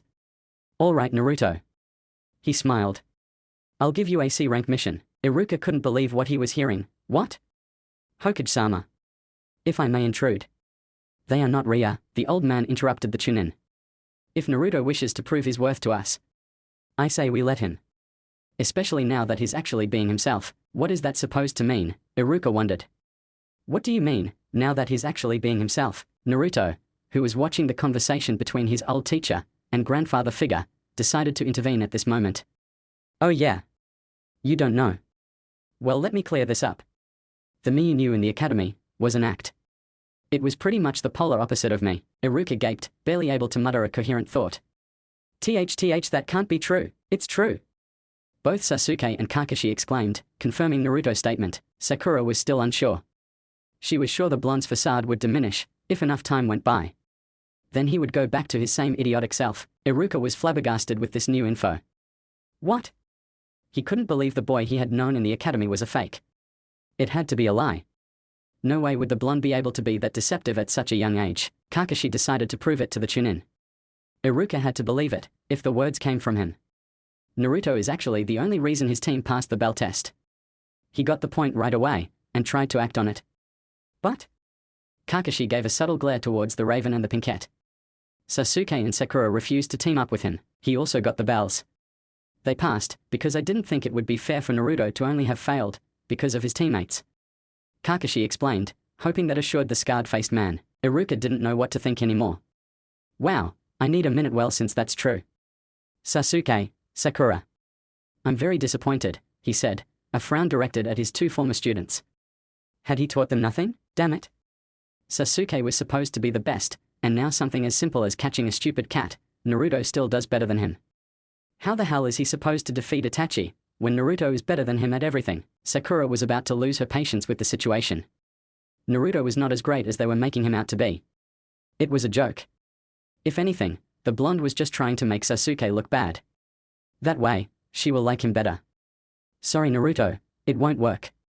Her heart belongs to Sasuke. Sakura, Naruto called, pulling the girl out of her head. Sakura glared at him. What do you want, Baker? Naruto wanted to seriously smack that pathetic excuse for her anger off the girl's face. But he restrained himself. If you're thinking that I'm just trying to make Sasuke look bad, so you'll like me, you can chill. I don't care if you like him more than me. I'm just trying to be myself. Sakura stopped glaring, too shocked to do anything but stare. How did you know that? The blonde shook his head and looked at her like she was an idiot. Because I know you. You may not know me, but I know you. I will tell you this, however. If you want to be serious about being a kunoichi, you need to focus more on your training, and less on trying to impress Sasuke. Sakura had no words. Well, what do you know, Naruto? Sasuke will always be better than you. Who does this boy think he is? Talking to her like that, Naruto was too annoyed to pester her anymore. If she wanted to stay useless, that was fine with him. Okay. Don't say I didn't warn you. Kakashi was only slightly surprised with the blonde. Well, that confirms his crush on Sakura was also an act. The same thought was going through everybody else but Sakura's mind. The third brought things back to the task at hand. Now that that's been dealt with, about your C-rank mission. Please send the client in, thank you, he announces into the microphone on his desk. A man looking to be in his 40s with a scruffy beard, hat, and a bottle of sake, walked into the room with a scowl on his face. These are the strong ninja I hired to protect me? They all look like useless brats. Especially the short one with untamed hair, the man says, disbelief in his face and tone. When he finished insulting the team's competence, a kunai flew through the air and pinned his hat to the wall. You shouldn't judge a book by its cover, Naruto says, authority in his tone. The silver-haired jonin paled. Naruto, what are you doing? We're supposed to protect the client, not kill. Hi. Naruto cut him off. You misunderstand Kakashi-sensei. I'm merely confirming our ability to protect the client. I have no intention of harming him in any way. Unless he's still not convinced. He turned his head back towards the old drunk. I'm convinced. The man assured fearfully. He didn't want to think of whatever else Naruto was capable of. Naruto grinned, glad he got the man's respect. Even if he had to frighten the guy to get it. Good. So who are you? The man sighed, relieved that nothing more would be done to him. I'm the Super Master Bridge Builder Tazuna. I expect you to protect me until I get back home and finish building my bridge. Even if it cost you your lives. Tazuna's eyes took on a depth of darkness that wasn't being concealed at all. Naruto and Kakashi narrowed their eyes, suspicious of the man. Their lives. It's AC rank. Should just be bandits and thieves after him. Something is not right. All right, Squad 7. Pack for a 2-week trip, and meet up at the village gates in 1 hour, Kakashi commands, his infamous eye smile in place. Naruto vanishes to his house to pack while Sasuke and Sakura had to run to their homes to pack their stuff. Naruto's house. Once he appeared in his room, Naruto placed a couple more scrolls with extra Hiraishin kunai, smoke bombs, poison bombs, and lightning tags into his backpack. Sakura's house. Sakura was in her room contemplating on what to bring on the mission. At first she started to pack a couple weapons, and some hair products. Then she remembered what Naruto said. She chose to ignore it in the end. She thought he was an idiot, and didn't know what he was talking about. Sasuke's house. Sasuke packed the remainder of his weapons available at his disposal, such as kunai, shuriken, and blast tags into his backpack. He doesn't think he needs much given the fact that he's an Uchiha. But he figured, better to be safe than sorry. He has got to thank Naruto for what he told Sakura. Hopefully now she'll get off his back.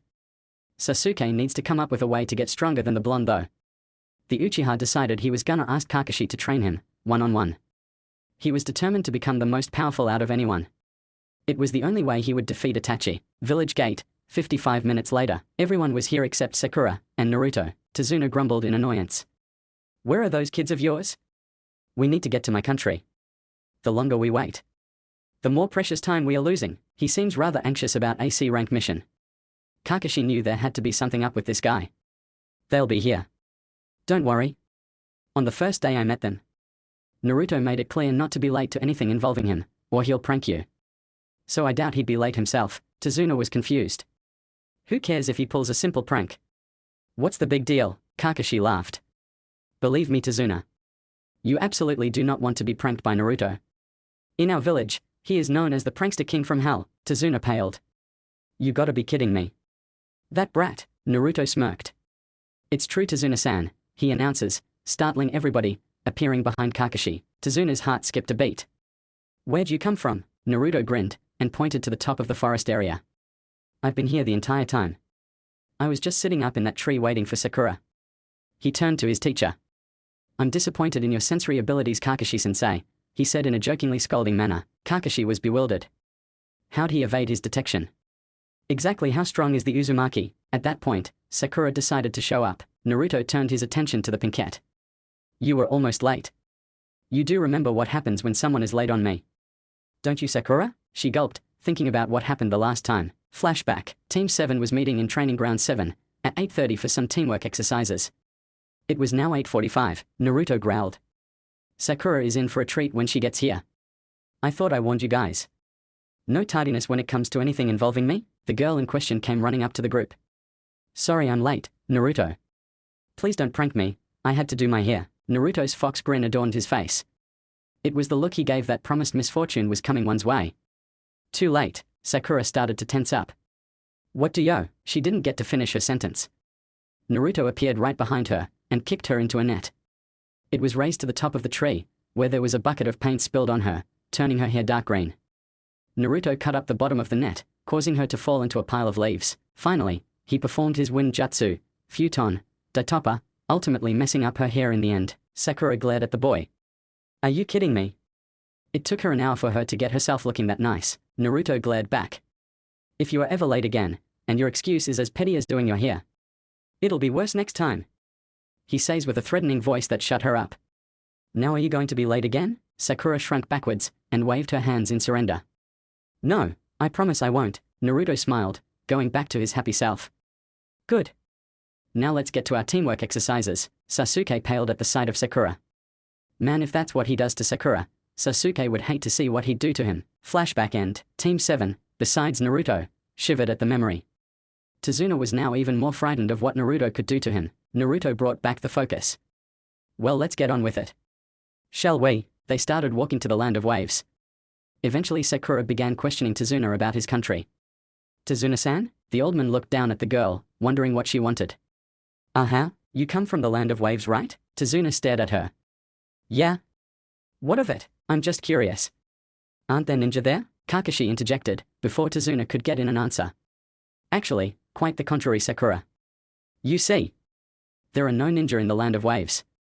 In other countries, however, there are hidden villages, each with their own different customs and cultures, where ninja reside. To the people of this continent, the existence of shinobi means strength, military strength. In other words, that's how they protect themselves and maintain the balance of power with neighboring countries. The ninja villages are not controlled by any government. They're independent and have equal status. Now, a small island, like the land of waves, has natural protection from the sea. So there's no need for a ninja village. The 5 ancient lands that possess shinobi villages are the lands of fire, water, lightning, wind, and earth.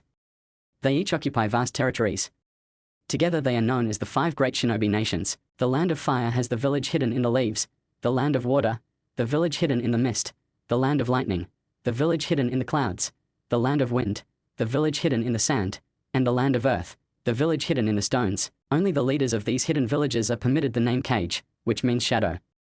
Hokage, Mizukage, Reikage, Kazekage, Tsukikage, these are the leaders, the 5 shadows that reign over thousands of ninja. Huh? Then Lord Hokage's really important, Sakura exclaimed, a huge smile on her face. Is that old man really such a big deal? She wasn't buying it. Kakashi knew her real thoughts. Hey! You just doubted Lord Hokage, didn't you? That's what you were thinking. Wasn't it, Sakura? Her whole body started shaking. No. She answered frightfully. Kakashi smiled at her, not really caring what Sakura thought. It doesn't change anything. Well, anyway, there are no ninja battles in AC rank mission. So you can relax. Instantly, Sakura felt the feeling of relief wash over her. So we are not going to run into any foreign enemy ninja, or anything like that? Kakashi chuckled mildly. Not likely. Although Tazuna does seem worried. He'll have to keep an eye out for anything suspicious. A couple hours later, they pass a puddle on the side of the road. A puddle, on a clear day like this, when it hasn't rained for 2 weeks. Hold up a second, guys. I want to see something, Naruto says, walking towards the puddle. Oh, now what? Sakura was already aggravated with the blonde's antics. Naruto! What are you doing? The boy ignored her. He reached the puddle and placed one of his lightning tags into the center. Everyone was clearly confused, until the puddle turned into 2 people, who were being electrified. Then it wore off after 20 seconds or so. With speed Naruto didn't expect, the 2 figures whirled around him and wrapped their chains around Kakashi, pulling on it, and ripping him to shreds. Sensei! Sakura screamed, after witnessing the man's untimely demise. Now it's your turn, brat! Both the figures turned to the blonde, wanting revenge for him electrocuting them. They charged at Naruto. They were about to wrap their chains around the blonde. But he vanished from view. Half a second later, he reappeared behind the two ninja and chakra kicked them into a tree, knocking them out cold. You can come out now, Sensei. What are you talking about, Morin? Sensei is dead. We watched him get torn to shreds. Sakura recalled. Kakashi came out of his hiding spot from the trees above the group. I'm not dead, Sakura, the man said, showing up right behind her. Good job, Naruto. Great work. Sasuke kept getting angrier and angrier. He didn't even get a chance. Naruto totally beat those Chunin with one kick. How strong is he? Sakura glared at the Cyclops. So why were you hiding, Sensei? Were you trying to get us killed? Kakashi sighed. He was tired of this girl's obnoxious attitude. No. I wanted to see how strong you've gotten. I must say, I'm disappointed in you guys. Except you, Naruto. Next time leave some fighting for your teammates, okay? He gave an open-eye smile. Then he turns his gaze onto Tazuna. Something you want to tell us, like why are there ninjas after you? Tazuna relented, having no choice but to tell the truth. Alright, fine. Do you know a man by the name of Gato? Kakashi blinked. Gato, as in, Gato the shipping magnate. Yes, that's the one. About a year ago, he came to our land and took control of the ports. So everyone, even our lord, is poor. We couldn't afford a higher rank mission. Kakashi understood the man's plight. Even so, this has left the mission parameters.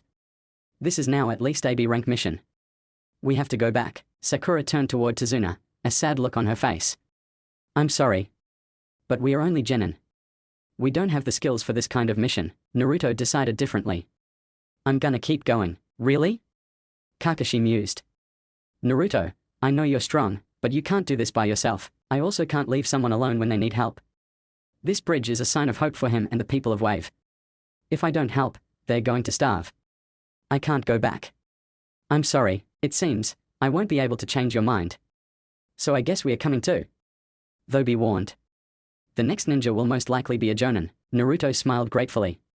All right. Let's go, Mr. Tazuna. Tazuna felt blessed to have this kid helping him.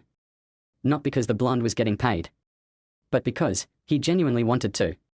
Thank you so much. Naruto shrugged it off. No problem. A couple hours later, Naruto and the gang are still walking towards the land of waves, when they come across a man and his boat. Tazuna walked over to the man who was currently standing in the small canoe. Sanji, can you take us across the river, please? The man, now known as Sanji, smiled. Of course, Tazuna, he answered. But I'll be using the oars. It is vital that we remain as quiet as possible. All right. Thank you. Tazuna stepped into the boat. Kakashi, Sakura, Sasuke followed suit, entering the boat as well. Naruto, on the other hand, stood still. He stayed on land and just glared at the mode of transportation. It was as if the object had personally wronged him. Kakashi was confused. Naruto, are you okay? Get in the boat. No way, I'll walk, Naruto replies, disdain in his voice. Naruto, quit being stupid and get in the boat. Sakura says, somehow being loud and quiet at the same time. Naruto was adamant. No thanks, I'm good. He walks out onto the water as if it was land, shocking everyone, even Kakashi. Naruto, how are you able to do that? Sasuke was jealous that there was another ability that Naruto possessed that he himself did not. The blonde wasn't even showing off at the moment. He really did not think it was such a big deal. It's just a chakra control technique. The boy shrugs. Sensei can do it too. Kakashi was still amazed. Yes, but not for very long. I'm curious, Naruto. How long can you do it? Just a few hours, the blonde answers nonchalantly. That's amazing. His chakra reserves and control are way above even the most elite Jonin. Well, since you can maintain it, I guess you won't need the boat. Let's go, Sanji, the man complied. All right, but remember, we must be really quiet. Time skip, under bridge. Kakashi held Tazuna to his end of the bargain. So Tazuna, tell us more about the situation with Gato. The bridge builder tensed up, hoping that the sensei had forgotten. Well, he came here about a year ago, along with all the goons and rogue ninja he hires. Then he took control of the ports, seizing all of our assets. Everything clicked into place for Naruto. That makes sense. Given the fact that your country is surrounded by water, taking over the ports gives someone complete control over what goes out and what comes in, allowing him to cut off trade and make the country itself incredibly poor. Tazuna was relieved someone understood. Yes. That's why I'm building my bridge. So we can once again trade with neighboring countries and return Wave to its status of prosperity in the nation's economy. But won't Gato just take control of the bridge as well? Granted, Naruto figures he could easily get rid of the man and his thugs. But he wasn't sure how Kakashi would feel about that outcome. Tazuna looked sheepish. I was kind of hoping you guys could take care of him as well. Our mission was just to protect you while you finished building your bridge, but I'll think about taking care of Gato. Naruto was right. Kakashi was not keen on the idea of having to kill someone on his team's first outing from the village. But he might end up having to forego that train of thought. Thank you, Kakashi-sensei. The boat captain was getting annoyed. Shush. Quiet down, he demands in a whisper. Sorry, Tazuna says, quietly this time. 20 minutes later, Naruto and the gang arrive on shore and start walking toward Tazuna's place. 2 minutes later, Naruto stops and throws a kunai into a bush, scaring Sakura and causing a bunny to jump out in fright. Naruto! What are you doing? Stop showing off. Naruto ignored her. That bunny is still in its winter coat. Shouldn't it be brown by now? Which means it's been kept indoors. A substitution. There's a whooshing sound in the air. Everybody duck. Both Kakashi and Naruto instructed, having the same revelation. Naruto pulled Sakura and Sasuke to the ground, while Kakashi grabbed Tazuna. Just in time too. A giant sword flew right over their heads and lodged itself in a tree. Naruto looked up and saw a figure standing on the massive hilt staring down at them. He recognized him from a bingo book that Kurama had him study.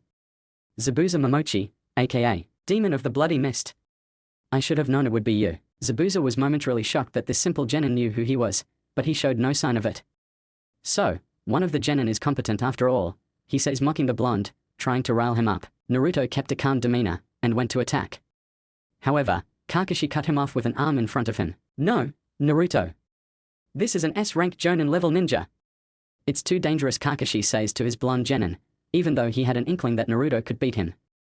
But the sensei didn't want to take any chances that he could be wrong. I'll face him. He pulled up his headband, revealing his Sharingan. Sasuke saw this, of course. So he does have a Sharingan, but how is he an Uchiha? All right, sensei. Naruto says, wanting to respect the man's wishes. Kakashi of the Sharingan. No wonder the demon brothers failed, Zabuza mused. Kakashi corrected him. Actually, that was all Naruto's doing, he says matter-of-factly, while gesturing to the blonde boy. Zabuza was intrigued. Interesting. No matter, he still won't be a challenge. Genin like him don't know what it really means to be a ninja. They've never tasted blood. When I became a genin, I already knew what it was like to kill. Sakura was confused. Sensei. What's he talking about? Kakashi grimaced. He knew that name sounded familiar. 10 years ago, the hidden mist genin exam was forced to change, due to unforeseen consequences. What kind of consequences? Is this guy dangerous or something? Sasuke wondered. Well, besides the fact that he is a jonin, Naruto finished his sensei's explanation. Out of nowhere, a kid showed up and murdered the entire class, in the blink of an eye. Sakura was appalled. No way. That's awful. Zabuza had an evil grin on his face. That's right. Friends you studied with, and ate with. They're pitted against each other for the final exam, and I slaughtered them all. The mist jonin rushes towards Kakashi, sword drawn. Zabuza swings the giant blade and it clashes with a kunai that Kakashi pulls out at the last second. Next he swung the massive weapon at the Konoha jonin's legs, causing him to have to jump in mid-air, to avoid injury. Zabuza used this to his advantage and kicked Kakashi in the stomach, hard, sending him spiraling into the ground. The missing nin charges forward, winding up a swing, and Kakashi dodges it, jumping into the water. Fool, Zabuza announces, as he begins to make hand signs. Water prison jutsu. Kakashi was instantly trapped inside a ball of water. What kind of jutsu is this? Sakura screamed. After witnessing the technique, water style. We studied it in the academy. Remember? There's 5 styles of jutsu a ninja can use, Naruto answers. Oh yeah, Sakura remembered. But not wanting to seem less intelligent than Naruto, she lied. I know that, Naruto. I just wanted to make sure you did. She looked to see the blonde's reaction, but he showed no emotion on his face. Damn, what is going on with him lately? He's totally different. She still was not accepting that Naruto wasn't actually stupid. The Jinchuriki chose to ignore her. The boy was too busy thinking about how to save Kakashi. Sasuke. I have a plan. Wanna help? No thank you. A plan from you is bound to be a failure. Sasuke says this out of arrogance. He understands Naruto is actually quite capable as a ninja. When Sasuke looked to Naruto, he was surprised to see him taking on Zabuza all alone. The Raven looked back at Kakashi and realized Naruto was fighting a clone. He decided to work with the blonde. After all, he couldn't be shown up, could he? What's your plan? Shadow clone jutsu. Naruto calls into existence several clones, and they all move to attack Zabuza. The mist nin shoves them all off him, allowing Naruto to mark the rogue ninja with his Hiraishin seal without the man's knowledge. One of the clones runs to Sasuke and throws the Uchiha, a giant shuriken. Sasuke, catch! Sasuke jumps up, catching the projectile easily. Nice plan, Naruto. The Uchiha then pulls out his own, identical shuriken. Demon Wind Shuriken Jutsu. Sasuke throws the weapon at the real Zabuza, to which the man jumps up, and the blade flies past, right below his legs. Then the second one comes out of the shadow of the first, and approaches Zabuza's head, forcing the man to have to duck in midair. Nice try, Ki dash. He blanks when he notices Sasuke smirking. Behind Zabuza, the second shuriken transformed into a Naruto clone, who then threw a kunai at Zabuza's arm, causing him to pull out of the prison, effectively destroying the jutsu. Wind release. Great breakthrough, the real Naruto announces, appearing right next to a shocked Zabuza. The blonde blows out a huge gust of air out of his mouth at point-blank range. The hidden mist nin goes flying back into a tree, knocking him out. Sasuke was stunned. What? But when did he dash? He thought back to when all the Naruto clones surrounded Zabuza. So that's when. He then saw Naruto, heading towards a knocked-out Zabuza, while Kakashi was pulling himself onto the water. Two projectiles flew out of a bush, striking Zabuza in the neck. What? Kakashi walked over to Zabuza, and placed 2 fingers on his throat, in an effort to see if he could find a pulse. He's dead. Where'd those needles come from? Sakura was looking around frantically. Kakashi studied the weapons. Senbon needles. They are usually used by medic nins. A figure jumped out of the nearby bush to reveal themselves. A hidden mist hunter nin? Thank you for taking care of Zabuza, the hunter nin replies. I have been hunting him down for months now. I must dispose of the body at once. With that said, he makes a one-hand seal and disappears in a blue haze, with Zabuza on his shoulders. Kakashi-sensei. What's a hunter nin? Sakura asks, not fully understanding the events that just passed in a matter of moments, especially that Naruto just took down a Jonin ninja, that even their sensei could not defeat. Then again, Sasuke did help, so she chalked it up to him being the reason they were able to beat him. A hunter nin is a specially trained ninja, who knows the body's anatomy inside and out, Kakashi begins to explain. They know where to strike to cause the maximum damage to their target. Their job is to hunt down missing or rogue ninja, kill them, and dispose of the body. That way, they preserve their village's secrets and jutsus. For example, if I was killed by an enemy ninja, the secrets of the Sharingan could be revealed. Oh.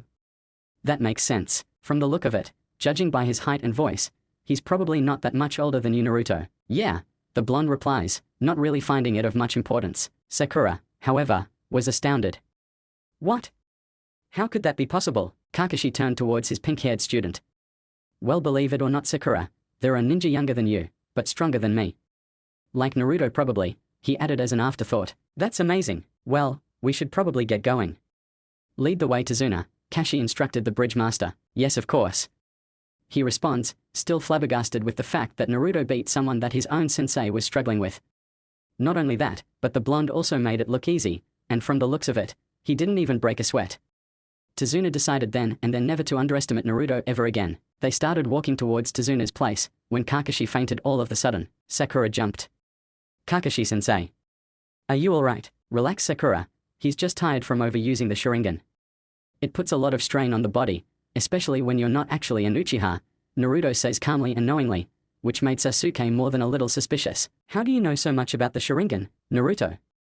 Sasuke was starting to get angry that Naruto isn't even an Uchiha, yet he knows more about it than him. Naruto ignored Uchiha's questioning. That's not important right now, Sasuke. We need to get Kakashi to Tazuna's place, so he can rest. He took out one of his storage seals and infused some chakra into it. Then he touched Kakashi, and the man disappeared. He looked to Tazuna. Shall we continue? Tazuna blinked several times. What just happened? Yes, my house is just a ways down the road. Follow me. He gestures towards the horizon with his arm. By the way, Naruto? Yeah, what did you do with Kakashi? I put him in one of my storage seals. That way he's easier to carry. Alright, Tazuna relents, still not completely understanding the subject of sealing. He's just a civilian from an island with no ninja.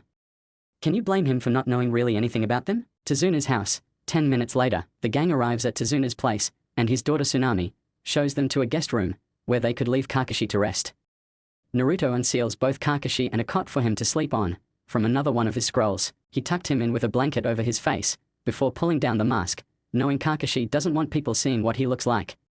Then he left to go back downstairs. How is Kakashi-san? Tsunami asks, when Naruto makes it down the steps. Naruto gives her a small smile. Fine. I left him lying down in my travel cot, so he could rest comfortably. He should be up in a couple hours or so. Tsunami smiles. Well, that was nice of you. Naruto shrugs it off. It's no problem really. I'm used to sleeping on the floor anyway. I'm glad he's in such good hands. I made some food. Would you like some? I'm sure you must be hungry after your journey, Tsunami asks kindly. Naruto gives her another smile, before rejecting her offer. No thank you, I need to go train. If he was honest, he really wasn't that hungry. When he gave Kurama control over his senses, it had some after effects. One being he could store food in his system for longer periods of time than other people, allowing him to be able to eat less often, which is handy on long missions. I'm gonna leave one of my clones upstairs, to keep an eye on Kakashi. He made the necessary hand signs, and sent the clone to Kakashi. Then the blonde left out the door, and down the road. Sakura stared at the door Naruto had just left through. That's strange. I expected Naruto to be the most hungry out of all of us, given the fact that he's the weakest link on the team, and would need it the most. She remarks rather rudely. HNN, Sasuke grunts with his signature look of indifference. But on the inside he was wondering two things. 1. Why isn't Naruto hungry, when he himself is starving, and 2. What kind of training does he do without the sensei? I'm going to go for a walk. He slides out of his chair, and heads toward the door. Can I go? Before Sakura was even done voicing her question, Sasuke was already out the door. Damn it, Tsunami smirked at the entire ordeal.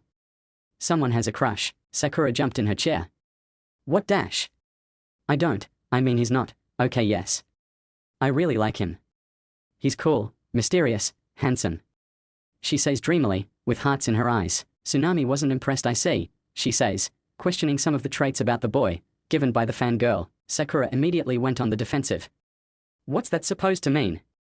She responds, having caught the underlying apathy in the older woman's tone. Nothing, Tsunami answers, with her arms in the air in surrender. She was still not sure if she liked this girl or found her irritatingly dense, with Naruto, inside the minscape. Alright Kuruma. What are we doing today? Walk out onto the water, and I'll show you. Naruto listened and walked onto the water. Kuruma smirks. The fox throws both a kunai and a shuriken at Naruto. The blonde does a backflip and jumps to the side, avoiding both. Impressive, you've learned. Well, I've had a lot of help from a friend, after your little stunt that day. Flashback, 2 years ago. The last few weeks Kurama has noticed that Naruto has been really impatient, and has shown signs of extreme arrogance. He's hopeful that his training for today will knock some sense into the blonde. Come on Kuruma, what type of training are we going to do? Naruto asks, quite impatiently. Relax kid, now here. Put on this blindfold, Kurama tells him, handing Naruto a long strip of black cloth. Why? Because I said so. Alright, no need to get testy. Naruto wraps the blindfold around his eyes, making sure he couldn't see anything at all, and waits for further instruction. He was starting to get impatient. At that moment, a kunai whizzed through the air and impaled itself in his shoulder.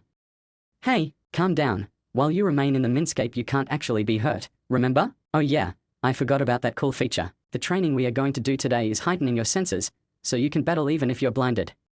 Given my control over your senses, it should come easier to you than other people. Okay, let's start. First, walk out onto the water using your sense of smell to guide you. Alright, this will be a piece of cake. I warned you about getting cocky, Naruto. It's dangerous. Yeah. Let's just do this already. He started to walk, letting his sense of smell guide him right smack dab into a tree. Kurama face faltered.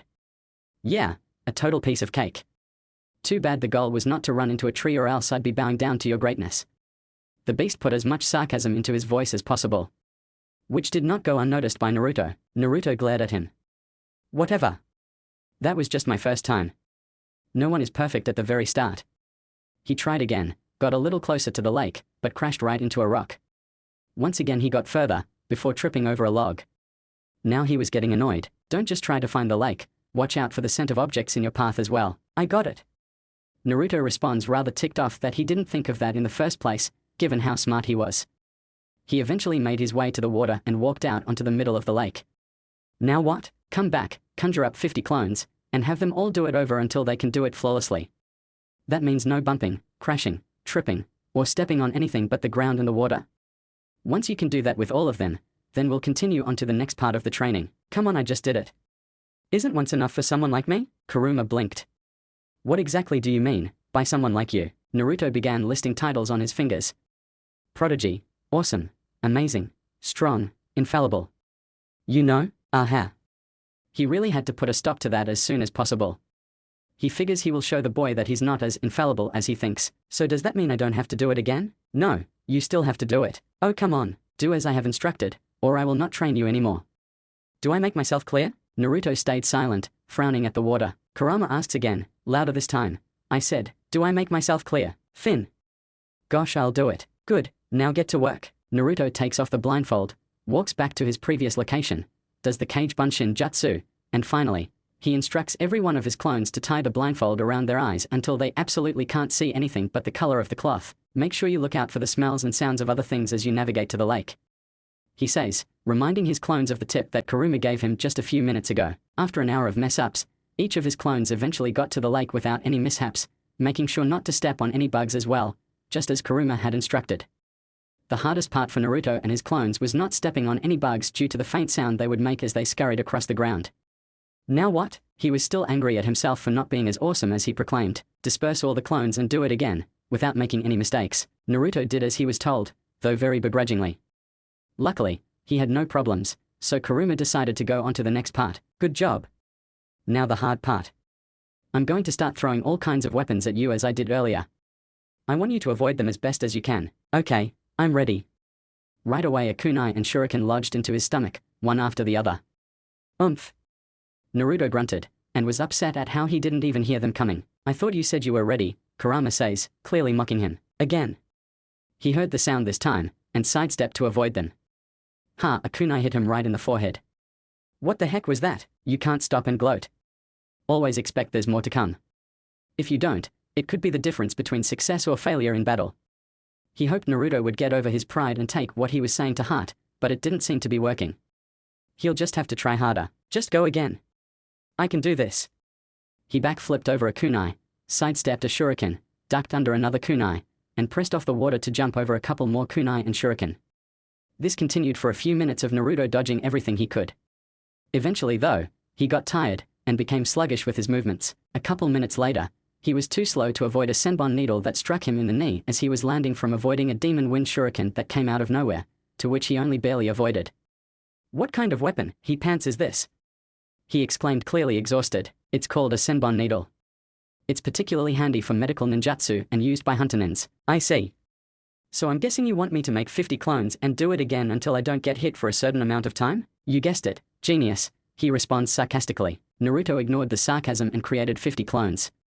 Kuruma once again started hurling weapons at all of the clones and him at the same time. This went on for a couple hours, until he could avoid all the weapons for 5 minutes, without any of his clones being hit by a weapon. He dispersed them and swayed a little off balance, due to the fact that this was the second time he had to go through the memory overload in the past day. Once Naruto was stable again, Kuruma started ambushing him with dozens of flying weapons, to which he successfully avoided for 15 minutes, until Kuruma stopped and smiled at him. Good job, kid. Naruto turned to the Kyuubi and smiled. Then he lost consciousness.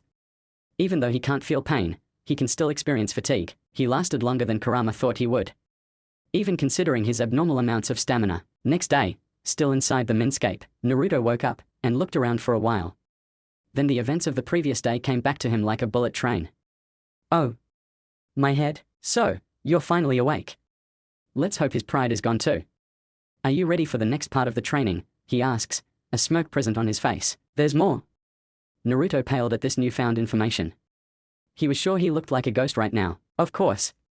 It's not enough to just dodge and avoid attacks. You need to learn to defend yourself against weapons as well. Of course it isn't.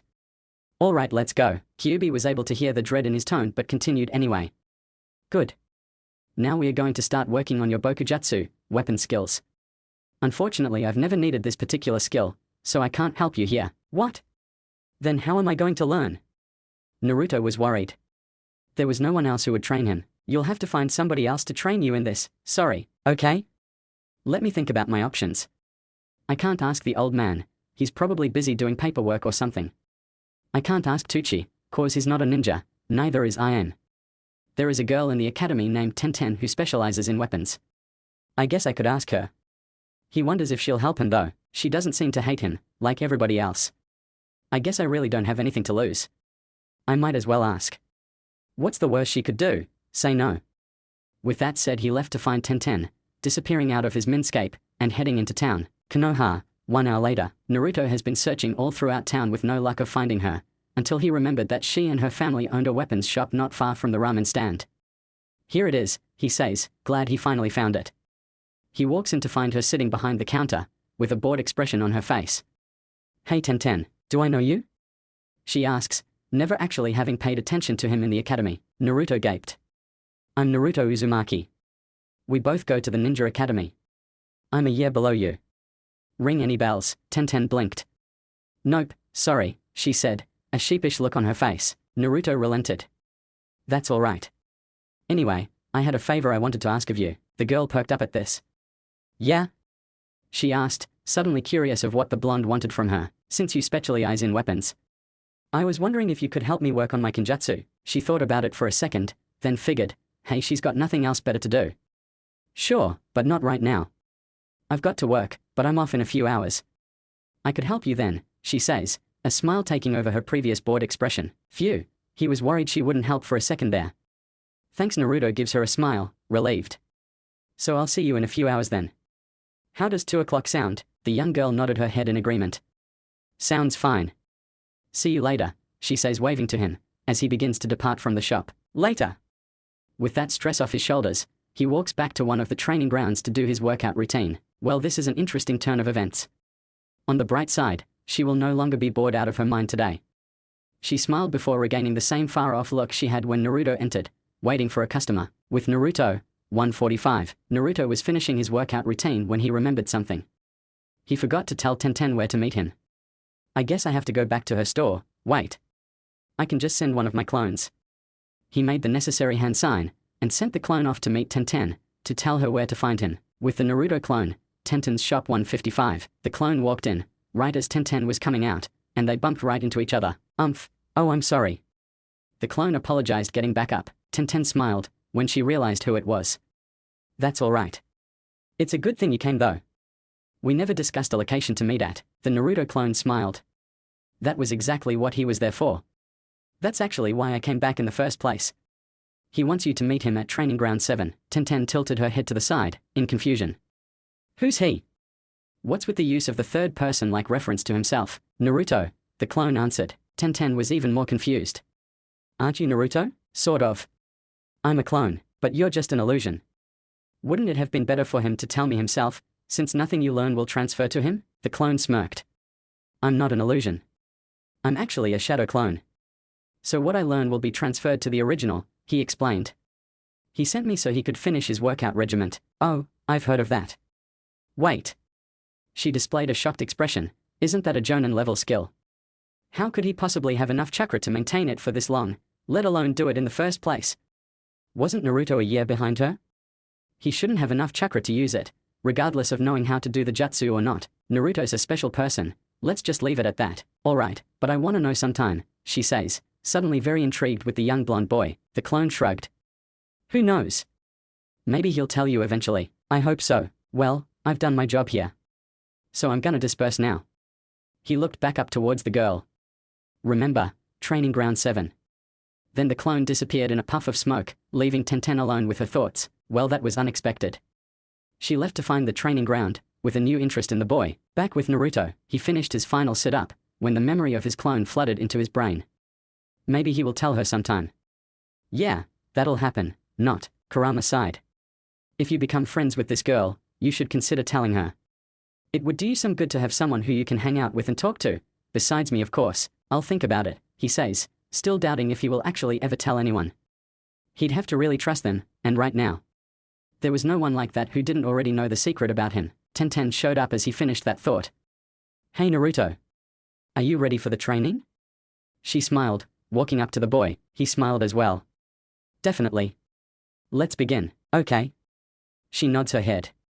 "But first, I want to gauge your skills as of now." They both took out their kunai and ran at each other. With a loud clang of metal against metal, the kunai intercepted each other. Tenten pulled back and swung at his leg, to which Naruto jumped back to avoid. He then threw the kunai at her, and she ducked under it easily. The girl used his moment of surprise to her advantage, and rushed him. Before the blonde knew it, there was a gash straight through his jacket that left a thin trail of blood across his chest. "I'm so dash." She began to apologize for taking their little spar too far, but paused as she notices the wound healing. Then it was completely non-existent. "How?" Naruto interrupted her.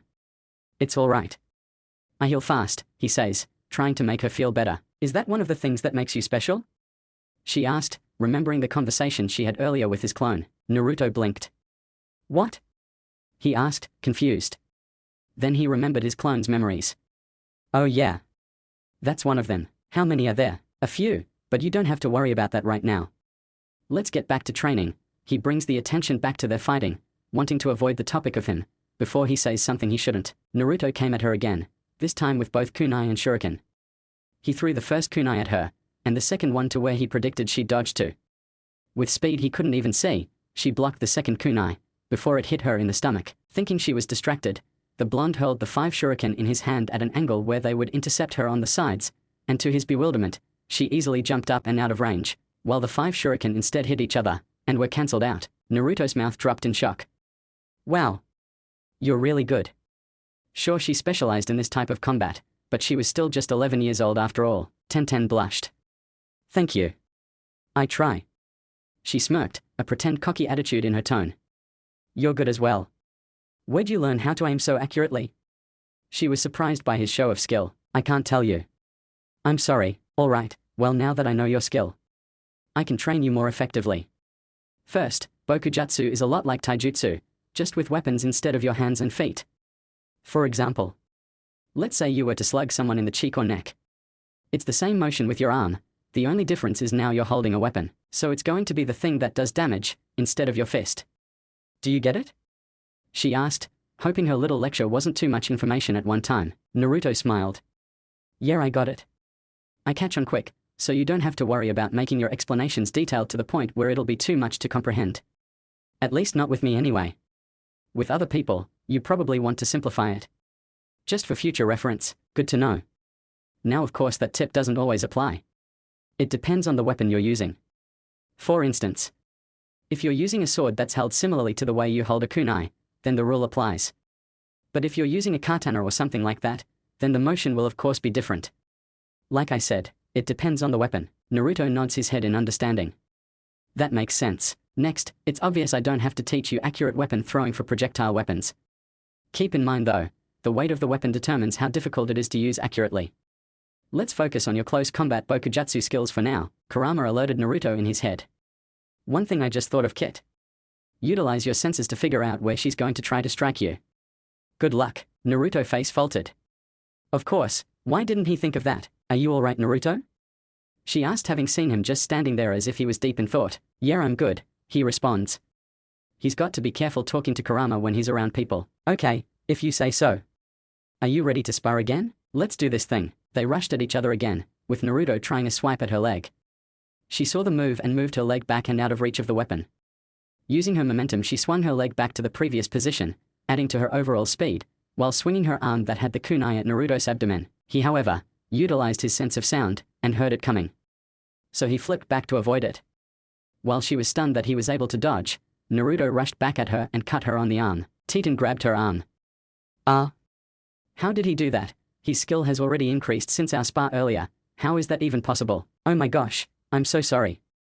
I wasn't thinking. Here, give me your arm, I'll heal it for you. The kunoichi was astounded. You can heal other people as well? She asked, even more amazed with the boy than she was before. She extended her arm out to him. Naruto smirked at her. Yeah, good thing too. I tend to get carried away when I'm training. This may sting a little, but the feeling will go away after a couple seconds. He said as he took her arm, and started pouring his chakra into her. So her scar would be able to heal exponentially fast. She watched in amazement, at how, like with the scar on his chest earlier, the mark on her arm disappeared, as if it never was there in the first place. It hurt for a little bit like he said it would, but after it was done, her arm felt stronger than it was before. That's a useful ability to have. I guess you'll be like the medic on your genin team. Naruto pondered on that thought for a moment. Yeah, I guess. He hadn't really thought of the idea of using his healing ability for anyone but himself, until now, that is. Question, yeah? He asked, turning his attention towards her once again. Are the muscles in my arms supposed to feel stronger than they already were? Yes, it's because when I healed you, my chakra also repaired any damage done to your arm muscles prior to today. I can do the same for the rest of your body if you want me to? Tenten blushed. Naruto's face paled. Wait, that came out wrong. What I meant was, I can take your arm again, but this time send my chakra all throughout your body. That way it will heal any and all damage done to you during your lifetime. Naruto explained, trying to fix the misunderstanding in his previous statement. That'd be nice, she said, still blushing at her previous thoughts that entered her young mind, surrounding the misunderstood statement. This time when Naruto grabbed her arm, he sent his chakra everywhere in her body. After the pain subsided, it actually felt really nice and soothing. She could get used to this feeling. After he let go, she felt so much looser and less constricted with her movements. Awesome, yeah, you feel better now? Totally, so much better. If I may ask, what does it feel like? With me it comes subconsciously, and I've always had the ability. So I don't really know the difference. It feels like my whole body just loosened, and I can move it more freely now. Cool, you want to get back to the spa now? Sure. Time skip. It's been a couple weeks since Naruto has met Tenten, and in that time they've become good friends. They train with each other almost every day from 2 o'clock 7 o'clock. Her curfew is 9, and she likes to hang out with her other friends for the remaining hour and a half, before she has to go home. She told Naruto she wanted to meet up with him today, but she wouldn't tell him for what reason. So here he was at their usual training ground, which is training ground number 7, waiting for her to show up. After a couple minutes, he saw her running towards him. Hey Naruto! Sorry I'm late, my dad had to hold me for a few minutes longer to handle some extra customers. Naruto gave her a smile. That's okay. So why'd you want to meet me here? I have something for you, she said, handing him a box wrapped in orange wrapping paper, with a red bow. Thank you. You didn't have to get me anything though, he said, shocked. No one besides the third Hokage had ever given him a gift. It gave him a feeling of true friendship that he's never had with someone close to him age-wise before.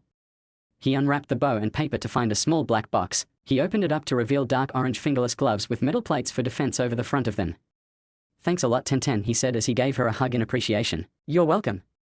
There's a cool feature with the metal plates though. Oh yeah, I remembered you were an Uzumaki, and I know they excel at Fuinjutsu. So I had my dad create the metal plates with the ability to seal extra weapons, like kunai and shuriken, so you'll never run out of tools on missions. That's awesome. Tell your dad I said thank you to him as well. I will. Now how can I repay you? You don't have to. It's nice giving gifts to friends. I want to though. An idea suddenly popped into the boy's head. Oh I know. Here, come with me. He started to walk away from the training ground, with her following beside him. So where are we going? You'll see. A couple minutes later Naruto came to a stop in front of one of his favorite places in the village, Ichiraku Ramen. You like ramen, right? He was hoping she did. This was one of the only restaurants that took his business. Yeah, I like ramen, she replied, unknowingly filling him with a sense of relief. Then let's head in, shall we? They walked under the curtains hanging from the roof of the stand and began to look over the menu. Hey old man, I'll have the miso ramen with extra pork. Naruto. Long time no see, kid. Where have you been lately? Training, studying, and going to the academy. All right, and what will your friend be having? Tucci asked, gesturing to the young girl beside him. I'll have the same thing, just no extra pork please. Okay, I am. Yes father? She came out of the kitchen and noticed Naruto with his new friend. Oh. Who's this? This is my new friend Tenten. We met a couple weeks ago. Good for you Naruto, you finally made a friend your age. So what did you need? Father, I need you to make 2 bowls of miso ramen. One with extra pork, and one regular for Naruto and his friend. Will do, she said as she disappeared into the kitchen once again. Tenten was confused. What did I mean by finally made a friend his age? Doesn't he have any other friends? Hey Naruto, what did I mean? Don't you have other friends beside me? She was starting to get concerned for the boy sitting next to her. No, you're the first. But why? I can't tell you. Maybe later when we are older? Okay, when we're older. Now she was even more confused. A minute later, their food was set in front of them, and they proceeded to eat in a bit of an uncomfortable silence. They continued to be friends and train together occasionally. Still to this day they train together, but considerably less often, now that they're both on genin teams. Flashback end. Yeah, she's been a really good friend to you over the 2 years you've known her. I still think you should tell her about everything. I will soon. I'm just waiting for the right moment. Maybe after the Chunin exams. Sasuke's POV. 2 hours later, after he went for a walk, Sasuke came across Naruto in a field. The blonde said he was going to train, but he was just sitting there with his legs crossed. Sasuke waited a few minutes to see if he would do anything, but he just continued to sit there. Third person's POV. Sasuke was walking towards Naruto, wondering how the heck was this training. Naruto, having sensed him coming, opened his eyes and turned to look at him. Can I help you with something, Sasuke? Yeah, you can tell me how you're so much stronger than me when your idea of training is sitting on your butt, doing nothing. This isn't the only type of training I do, Sasuke. There are many others. You just happened to show up a couple minutes ago when I was in the middle of this type of training. How do you know if I just showed up a couple minutes ago? I could have been watching you the entire time. I know for a fact that you only showed up a couple minutes ago. How so? Because that's when I started to sense you. You can sense me? How? He was even more intrigued with the blonde's skill. I can't tell you. After that, Naruto walked back to the house, while Sasuke tried to think about how sitting and doing nothing was an effective form of training. Nothing came to mind, so he just blew it off and walked back to the house a little ways behind Naruto, with Zabuza and the hunter Nin, third person's POV. In the middle of a clearing, we find Zabuza unconscious with the hunter Nin kneeling beside him. The hunter Nin unwraps a tool scroll and takes out a pair of scissors, reaching towards Zabuza's face. First, I'll cut off the bandages to drain the blood. Just then Zabuza wakes up and grabs the hunter Nin's arm, stopping her from what she was doing. That's enough, let me do it. He pulls down the wrappings, revealing his sharp shark-like teeth and glares at her. Brutal as always, Haku, he said as he began to yank the needles out of his neck. You're the one who's brutal, Zabuza. If you keep pulling them out like that, you really will die. How long are you going to wear that ridiculous mask? Take it off, I have fond memories of this mask. Plus it proved pretty useful in tricking that ninja. If I hadn't intervened, you'd be dead. There's no doubt about that. Putting me in a temporary death-like state is fine, but you didn't have to do it through the pressure points in my neck. Cruel as always, I think you enjoy it. It was the only sure way, and I didn't want to scar your flawless body. You'd complain about that even more, she said, smiling at him. The neck is more vulnerable. There's no layer of muscle, so I can go straight through to the pressure points. Zabuza tries to get up, but grunts in pain when he realizes he is barely able to move. Don't try to move, it's futile. Your body will be out of commission for at least a week. Of course, knowing you with your stubborn attitude, you might be able to move even sooner than that. So innocent, but yet so clever. A rare combination. That's why I keep you around. I'm still just a kid, what else would you expect? She stands up and looks out towards the water. The mist is cleared. Next time, will you be alright? Next time, I won't underestimate that kid. My blade will be the last thing he sees, before I run him through, he said, narrowing his eyes, vowing to put an end to Naruto, no matter what.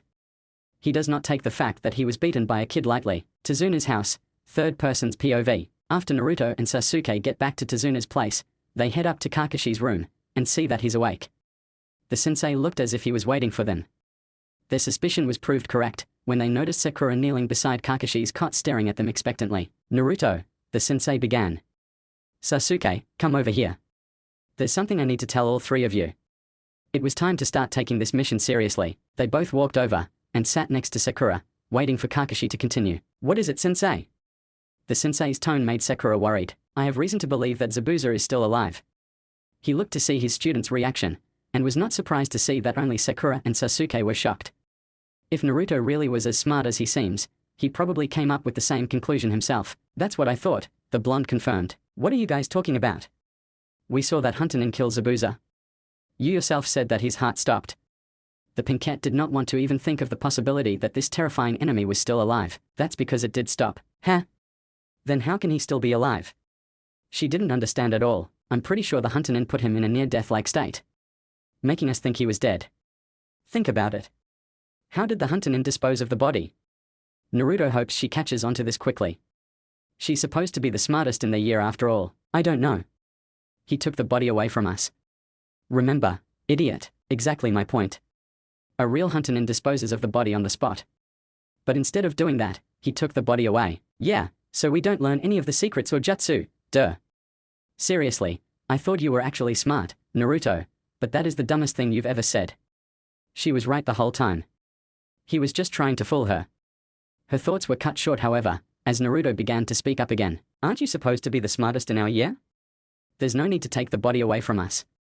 Hunter ninja are trained to perform their jobs discreetly, preventing the secrets from getting out. Don't you remember any of this from the academy, Sakura? Oh yeah, he's right. Well, whatever. You're still just an idiot, Naruto. Think whatever you want to Sakura. Anyway, back to what I was saying. Another thing that points to Zabuza still being alive is the weapon the hunter Nin used to kill him. What about them? What is he on about now? Sakura was beginning to be annoyed. Naruto explains, telling them how Senbon rarely is used to kill. Usually they're only used by medic Nin for acupuncture treatments. They would have to strike a vital organ, none of which are in the neck. Hunter ninja know the anatomy of the human body inside and out, so putting the body in a near-death state would be easy for them, expertly said Naruto. With all this information, we can conclude that the hunter ninja's objective was not to kill Zabuza, but to save him. Kakashi's shoulders rolled back in exhaustion. He was already getting tired of this mission. Sasuke started shaking with a determined look in his eye. He's actually happy Zabuza's alive, Kakashi noticed. Now he can have another shot at him. Having heard the entire conversation, Tazuna decided to speak up. Now wait just a second, aren't you reading too much into this? The kid totally destroyed that guy. Even if we are wrong, we need to prepare for the possibility that he is alive. How are we going to do that? You can barely move, Sensei. She really didn't want it to be true. Zabuza had terrified her. I may barely be able to move, Sakura, but I can still train you. He says with his signature closed eye smile. What's a little training going to do? You're a jonin, and even you had a hard time fighting him. Is he trying to get them killed? Sakura. When I was trapped in his water prison, who was the one who got me free? Sasuke. She totally forgot. Sasuke took the guy out without breaking a sweat. What about Naruto? Me? Was the thought on all their minds. What about Naruto? Is she seriously such a fangirl that she forgot about her other teammates' rather large contribution to the outcome of the fight? Well, I guess he helped a little. This girl is ridiculous. Sasuke would never admit it, but without Naruto, they would probably be dead right now. The truth of this pissed him off. He needed to get stronger. What's the point? They'll never be able to stand up to Gato. Inari. Where have you been? Come here. Tazuna holds out his arms for a hug. The young boy ran into the older man's arms. Welcome back, Grandpa. Inari. That was very rude, the boy's mother scolded. These nice ninja protected your grandpa while they traveled here, but they're just gonna die, mother. He replies. Gato is too strong. Naruto wasn't worried one bit. Don't worry, kid. Gato won't be of any danger to us. He's just a coward who uses other people to do what he can't. Someone like that is too pathetic, and doesn't deserve what he has been blessed with in his life. What do you know anyway? Are you some kind of hero or something? I never said that, but we could all become heroes for the people of Wave. If we put an end to Gatos's reign, Inari persisted. No, you can't. Heroes don't exist. They just don't understand. He began to walk away. Inari, where are you going? The child turned back to his mother. I'm going to my room to look at the ocean. I want to be alone. I apologize for that. What happened to that kid? The blonde was confused. Did he say or do something wrong? Tazuna let out a sigh of grief. Before I tell you that, I need to tell you of the man this country named a hero. His name was Kaiser. 3 years ago a fisherman came to the land of waves pursuing his dreams. Inari was being bullied by a couple kids. They took his dog and threw it into the water. Inari was too scared to do anything, and then they pushed him in as well. Inari couldn't swim at the time, so he began to drown. At that moment, the dog realized he could doggy paddle to shore. Inari was left to drown. The fisherman saved him. From then on they became like father and son. They did everything together. One day, our dam began to overflow, which would eventually flood the country. Kaiser swam across and closed the gate. From that accomplishment, he was known as the hero of Wave. Then everything went to crap. Gato showed up and took control of the country. Kaiser stood up to him, and was executed in front of everybody. That includes Inari. Sakura's eyes were tearing up. That's so sad. Ever since that day, Inari hasn't smiled once. Forest, third person's POV. So what training are we going to do, Sensei? First things first. We need a review on chakra. What it is, and how to use it. A huge smile appeared on the girl's face. Perfect, she has a chance to impress Sasuke with her knowledge. Kakashi is probably going to ask her to explain it for Naruto's sake. He was absent at the academy that day. As if he read her thoughts, the teacher turned to the blonde. Naruto, please explain. Sure thing, Sensei. Sakura frowned. Like he knows anything. He's just gonna guess or something. Chakra is created when the two energies in our body, one being the physical energy from our body's billions of cells, and the other one being the spiritual energy from our training and experiences combine. Then we need to use a complex order of hand signs to guide our chakra into performing the many jutsu a shinobi can perform. Sasuke knew Naruto isn't actually stupid, but how does he know any of this? There has to be somebody else teaching him. How else would he be this strong and knowledgeable? Considering how often he was gone from the academy, that is the only explanation. Kakashi grinned below his mask. Just what he thought. He has had another teacher at some point in his life. How did you know any of that? You were gone that day. Sasuke wanted to know if his suspicions were correct. Yeah. Sasuke's right, Naruto.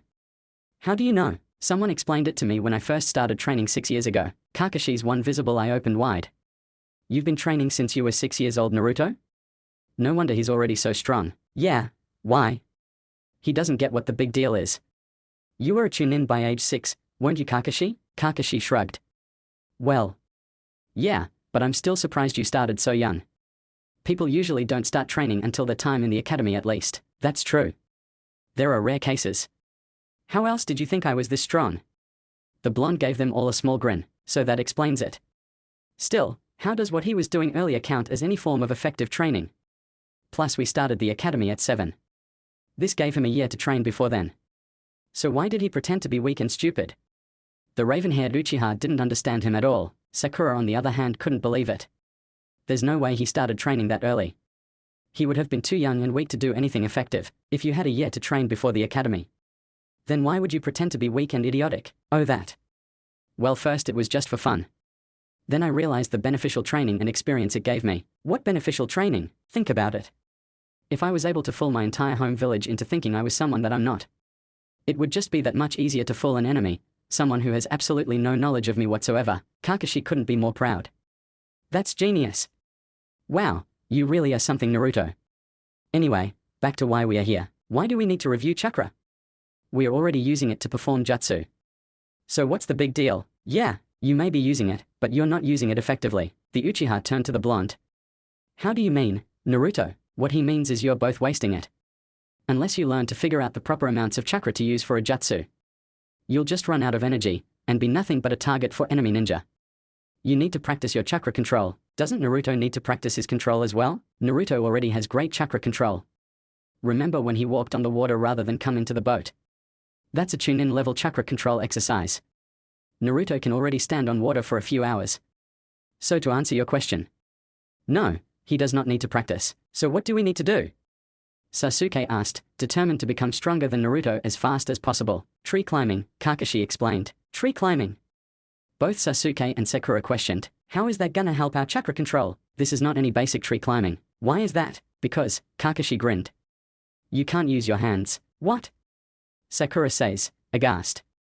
How are we supposed to do that? Simple, you use your chakra to stick to the bark. All you need to do is focus your chakra into your feet, which is one of the hardest places in the body to do so. Then you walk up the tree. If you can perfect this exercise, you can master any jutsu. Theoretically, of course. Naruto looked up. Yes? Care to demonstrate to your teammates what I'm talking about? Okay. He put his hands in a seal, and began to focus chakra to the bottoms of his feet. Then to his teammates' amazement, he walked up the face of the tree and hung upside down on the first branch, that was at least 20 feet in the air. See, that's all there is to it. A piece of advice though.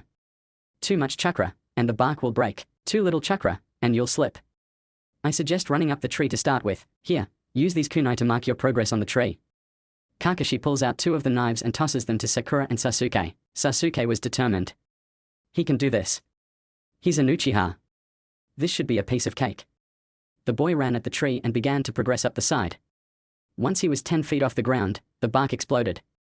He marked his progress and jumped off the tree, landing back on the ground. This is harder than he thought. Like Naruto said, he put too much chakra into his foot, and the bark broke. Hey, this is pretty fun. Sakura was already on first branch of her tree, easily 25 feet off the ground. Well, I guess the Uchiha clan isn't that great after all. Sakura shows the most skill out of the 2 of you. Kakashi was trying to make Sasuke more determined to perfect the exercise. He knew full well the reason for Sakura's great chakra control was because of her lack of chakra compared to Sasuke's. Good job, Sakura. But don't get cocky, Naruto says, remembering Kurama's words during his weapons training 2 years ago. He also knew the reason for her chakra control being so good. But if he told them why, Kakashi's plan to get Sasuke more focused would probably fail. He will tell her individually. That way they can work on growing her chakra reserves. Sakura wanted Sasuke to be impressed with her. Why did Sensei have to say that? Now Sasuke will hate her. Sasuke was gonna perfect this. As of now, he was nowhere close to even beating Itachi. He had to focus. The Uchiha started running up the tree once more, and this time he got 20 feet before he marked the tree and jumped back down. Kakashi-sensei. I can watch over their training. You still need to rest. Naruto didn't give Kakashi any chance to argue as he created a clone to escort him back to Tazuna's house. After Kakashi left, the Uzumaki dropped from his branch into a flip, landing on the ground crouched down with his fist hitting the ground. Then he walked to where Sakura was. Now he could help her get stronger. Hey Sakura. He accidentally startles her out of her thoughts. Sakura jumped.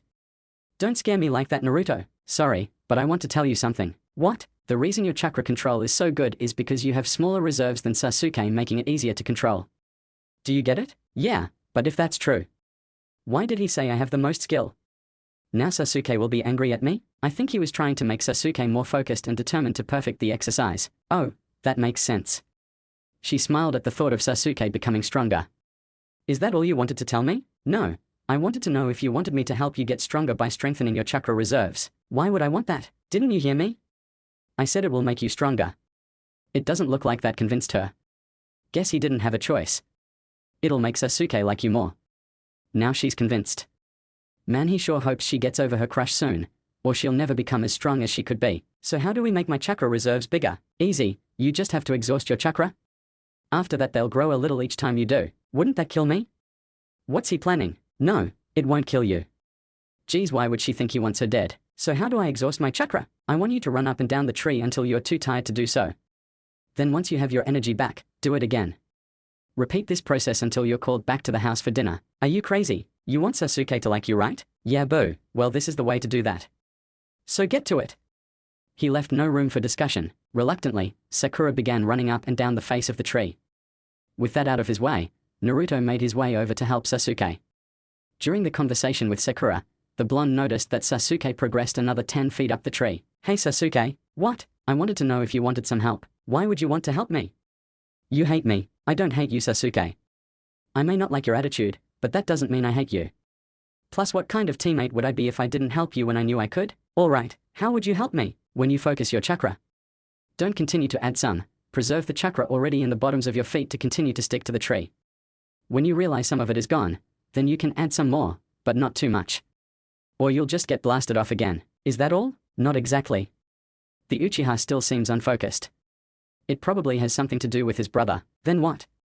Sasuke was getting a little impatient. When we introduced ourselves as a team, you said you want to destroy a certain someone. Yeah, what about it? That someone is your brother, isn't it?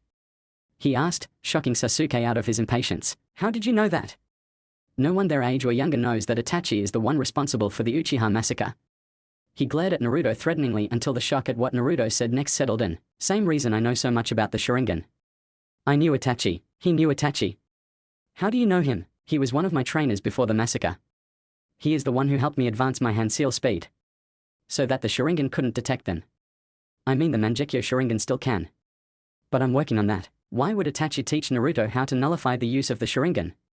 That doesn't make sense. Why did he train you? He saw how I was treated by the villagers, and wanted me to be able to protect myself.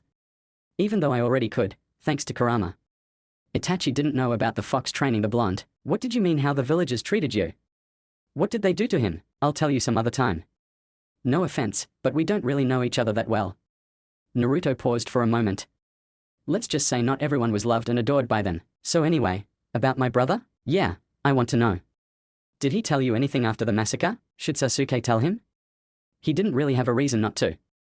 He told me to let my hatred of him grow, so I can become stronger. That only once I obtain the Mangekyo Sharingan, will I be able to kill him, and avenge the clan. That's the first time he told anyone about that. Sasuke had to wonder why he told Naruto of all people. Maybe it's due to the fact that the blonde can understand his pain. After all, he doesn't have a family either. That doesn't make any sense. If he wanted Sasuke to become angry and full of hatred, why would he ask Naruto to look after him and protect him? He knew Itachi didn't want to kill everybody and was just acting under the elders and the Hokage. Maybe he thinks that if Sasuke, a fellow Uchiha, kills him, it'll ease him of the pain it caused him. Flashback. 5 years ago, Naruto had just finished a long day of training with Kurama when he felt a chakra signature come into his room through the window. He looked up and saw Itachi standing in front of his bed, with tear-stained eyes and a grief-stricken look on his face. What's wrong, Itachi-sensei? Naruto climbed out of his bed and walked toward the distressed-looking teen. I need to leave the village. Why? What happened? It doesn't matter. I have a request. What is it? What could he possibly want from him? I need you to look after my younger brother, Sasuke. Okay, but where are you going? I can't tell you. With that said, Itachi jumped back out the window, leaving a very confused Naruto in his wake. Naruto had to get to the bottom of this. He'll ask the old man tomorrow. He went back to his bed to get some sleep until the morning. The next morning, third person's POV, Naruto forgot all about his manners for the moment and busted into the Hokage's office. Old man. Why did Itachi have to leave? Naruto, I should have known you'd stop by. Tell me why he left. He left because he murdered his entire clan. There's no use in hiding it from him. He'd just find out eventually. But why did he do that? The Uchiha clan was planning to overthrow the village and take control. Why? They were tired of the way they were treated by the village. Itachi offered to deal with the threat, but he couldn't kill his younger brother, Sasuke. That explains why he asked me to look after him. What? He came to my apartment last night and asked me to look after Sasuke. I see. If he eliminated the clan on your orders. Why is he a rogue ninja? This does not make any sense. He has a mission. One of which I can't divulge the information to you. This mission will keep him out of the village for the rest of his life. So people have to think he's a missing nin to avoid suspicion. That's messed up. I agree, but it's beyond my power to change. So should I tell Sasuke? I'm afraid you can't tell him. This is an S-rank secret. Okay, but I still don't like it. Flashback end. Another thing he taught me is my elemental training. Because of his Sharingan, it didn't matter what element I got. In the end it was wind. There's also fire and lightning. But Sasuke did not need to know about that. Especially since the blonde hasn't learned any jutsu for those elements yet. So he taught me a couple of the wind jutsu that he knew. Well, that explains why he knows how to use wind-type jutsu. Did he teach you anything else? Yeah. He also taught me weapon throwing, and chakra sensing, as well as chakra concealment. Can you show me? Now that he knew more of why Naruto was so strong, it's not as aggravating. But Sasuke is still an Uchiha, so he should be the strongest. He will be the strongest. Sure, later. Maybe after you perfect water walking. Now about the whole let your hatred make you stronger. That's not very good advice. What do you mean? If you let your hatred drive you, you'll be blinded by anger and lose focus in your training. He makes a good point. I'll think about that. Can I get back to the tree climbing now? Yeah. Sasuke once again runs up the tree, taking into account what Naruto told him. He made it 60 feet up the tree before being blasted away. Continue that progress and you'll be perfecting this exercise in no time. Naruto created 2 clones to watch over them while he went to do his own training a little ways away. Behind a tree, a figure was watching them before it turned and walked away. What are they doing? It's pointless. They'll never beat Gato. Tazuna's house, third person's POV. Naruto, Sakura, and Sasuke walk through the front door. Sasuke and Sakura are using each other for support, and both look utterly exhausted. Kakashi glanced over to the pair. What happened to you two? He chuckled to himself, at the look of his team. When it comes to training, Naruto is a slave driver. Seriously, Sakura feels like she was about to die from chakra exhaustion. Is this really how the Pinkette was supposed to enlarge her chakra reserves? Don't worry, Sakura. It'll get easier the more you work at it. In a couple of weeks, you should be able to perform more advanced jutsu. That's a plus, right? Yeah, I guess. Now we know why you look like that? But why does he? Kakashi gestures to the raven-haired genin. I am made it to the top of the tree. Man, the Uchiha was exhausted. But he was finally getting stronger. He'll be stronger than Naruto in no time. He already made it to the top. He must have been really motivated. It's probably because he hates being behind Naruto all the time. Well, any motivation is better than nothing. Good, now you and Sakura can go protect Tazuna tomorrow. No disrespect, Sensei, but I'll protect Tazuna tomorrow. They both still need more training, if we are going to face Zabuza and the Hunter-nin. Sasuke and Sakura need to use this time to train as best they can. Being with Tazuna is only going to hinder their progress. I guess you're right. I'm sure you can handle it by yourself. Now come sit down.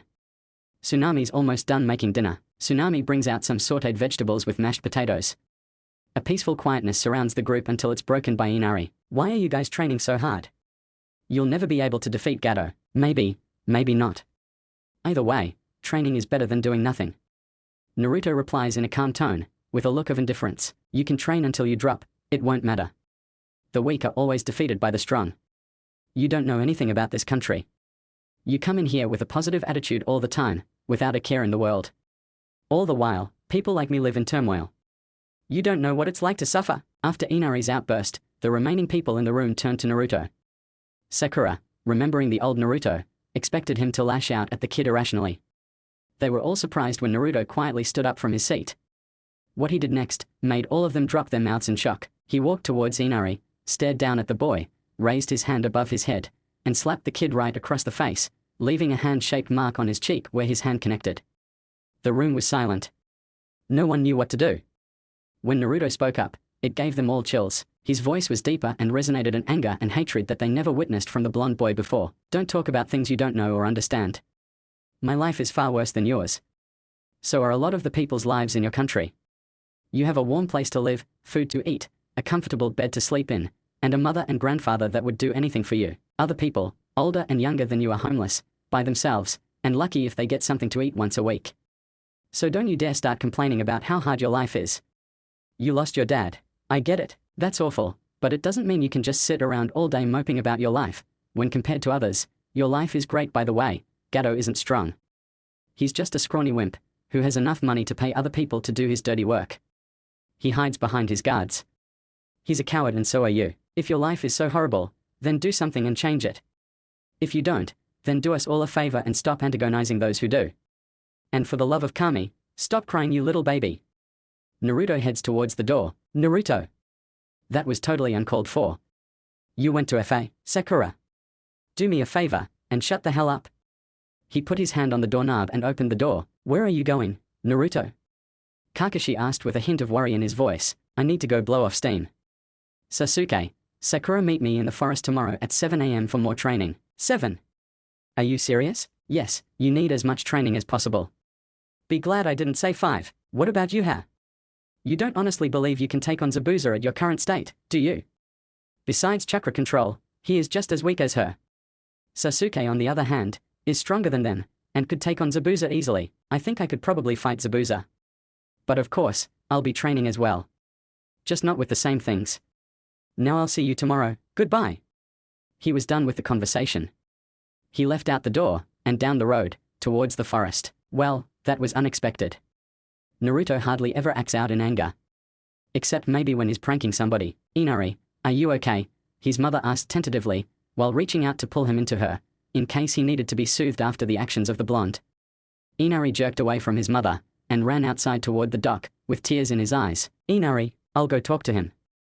Kakashi left in the same direction as Inari, to hopefully make the kid feel better. The room was silent, and nobody moved, just opting to stare at the door. A minute later, Sasuke went to his room, closely followed by Sakura, but separating, as they got to their respective lodgings, with Kakashi and Inari, third person's POV. Inari was sitting on the edge of the dock with his feet dangling above the water, a look of sadness on his face. Kakashi came right up to the side of the boy, and looked at him for a moment before letting his presence be known.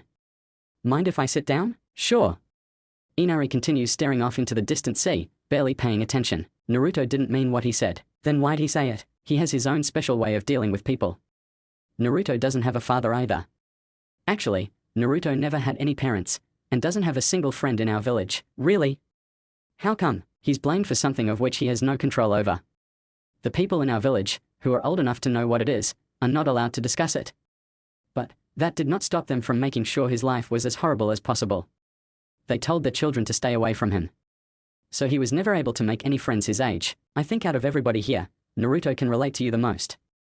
He knows how you feel, better than we ever could. In the time I've known him, he has never cried. Naruto doesn't know the meaning of give up. He always fights for what he wants, and is never deferred. He's probably tired of crying all the time, and wants to do everything in his power to be acknowledged by people in a positive way. That's why he's so hard on you. He wants you to be strong. Heed his words. If your life isn't the way you want it, then do everything you can to change it. That's what Naruto would do, and your father as well. Tazuna told us all about him. It is sad, but Naruto's right. Just because something horrible happens in your life doesn't mean you can just cry all the time. Kakashi gets up and walks back toward the house. Later, he says, turning his head over his shoulder, with his signature eye smile, with Naruto. Naruto was in a huge clearing fighting about 200 of his clones, occasionally changing which taijutsu style he was using. That way, he can maximize his training results. The nerve of that kid, spouting off all that crap, thinking he knows me and my life. He needs a lesson in the ways of the real world. Calm down, kid. He's just a child. I don't care. People like that need to just shut up. They have no idea what they are talking about. I understand, but that doesn't excuse the way you treated him. I just showed him a little tough love, Naruto explains innocently. Sure, yeah, I know. It's just people like that make me so angry. After the final clone was defeated, Naruto conjured up about 400 more and switched to one of his more vicious fighting styles, the Dorogen no Hun, Dragon Flame. The Dragon Flame is a style that relies more on offense than defense. Using fast and precise punches and kicks to prevent any opening for attacks, you can relentlessly beat on your opponent until they're either dead or unconscious, or just until they're unable to fight anymore. This style requires your taijutsu speed to be really fast. He himself wasn't able to perfect the style until he could move at speeds which only a Jonin or higher could still see him. After he destroyed all of his clones, he collapsed from exhaustion. The next day, Naruto's POV. What time is it, Kurama? He was still groggy, having just woken up. About 6:55, you need to go see your teammates. They're probably already waiting for you at the trees. Naruto created 5 clones and sent them off to protect Tazuna at the bridge. Then he ran to the trees. About 3 minutes later he arrived and saw them staring at him. What? Do I have something on my face? Third person's POV, Sakura stares at him. You look exhausted. What exactly were you doing all night? Training. What are we going to be doing today? Sasuke was clearly losing his patience. Naruto smirked before pulling out a couple kunai. You'll be facing me, 2 against 1 in a Kenjutsu sparring match. Sasuke grinned and pulled out a kunai of his own. Are you sure that's a very smart idea, Naruto? You could get hurt? Cha, now's her chance to prove that she is useful to Sasuke. Sorry Naruto, but you're going down. Before we start, there is a catch. He began to take off his headband and wrap it around his eyes. As you can see, I will not be able to see during our match. Consider it a handicap, to make it easier for you guys. He was aggravating them on purpose. Sakura balked at his display. Are you stupid, Naruto? Now you'll definitely get hurt. I wouldn't be so sure about that, if I were you. In one swift move, Sasuke threw one kunai towards Naruto, while at the same time, rushing at him from behind, with the other one. He smirked, thinking he had Naruto beat. Then something unbelievable happened. Naruto caught the first kunai in his left hand, and whirled around just in time to intercept the kunai that Sasuke was aiming toward his neck, with the other kunai in the Uchiha's right hand. Naruto smirked.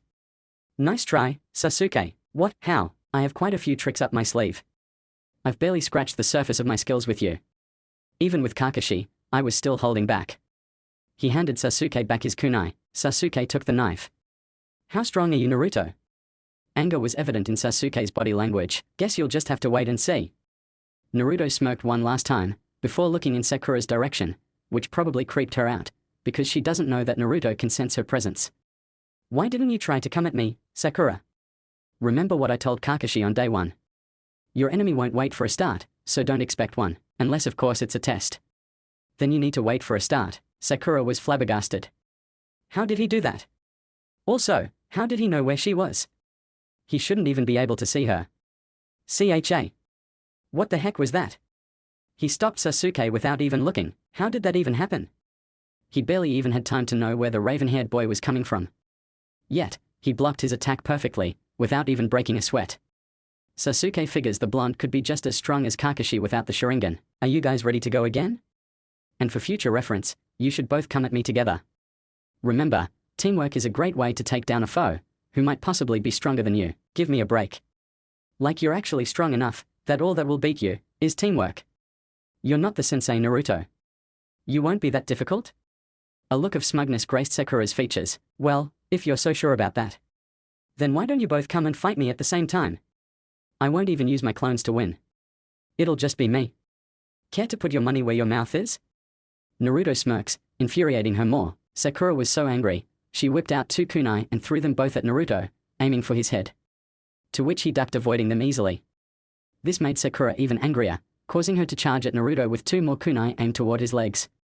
All he had to do was lift his foot and step on the arm with the first kunai, followed by a simple kick with the opposite foot, knocking the second kunai out of her hand and back a few feet. Naruto vanished, grabbed kunai before it hit the ground, and reappeared before she could even do anything more. All the while, still having the headband wrapped around his eyes. I thought I told you to both come at me.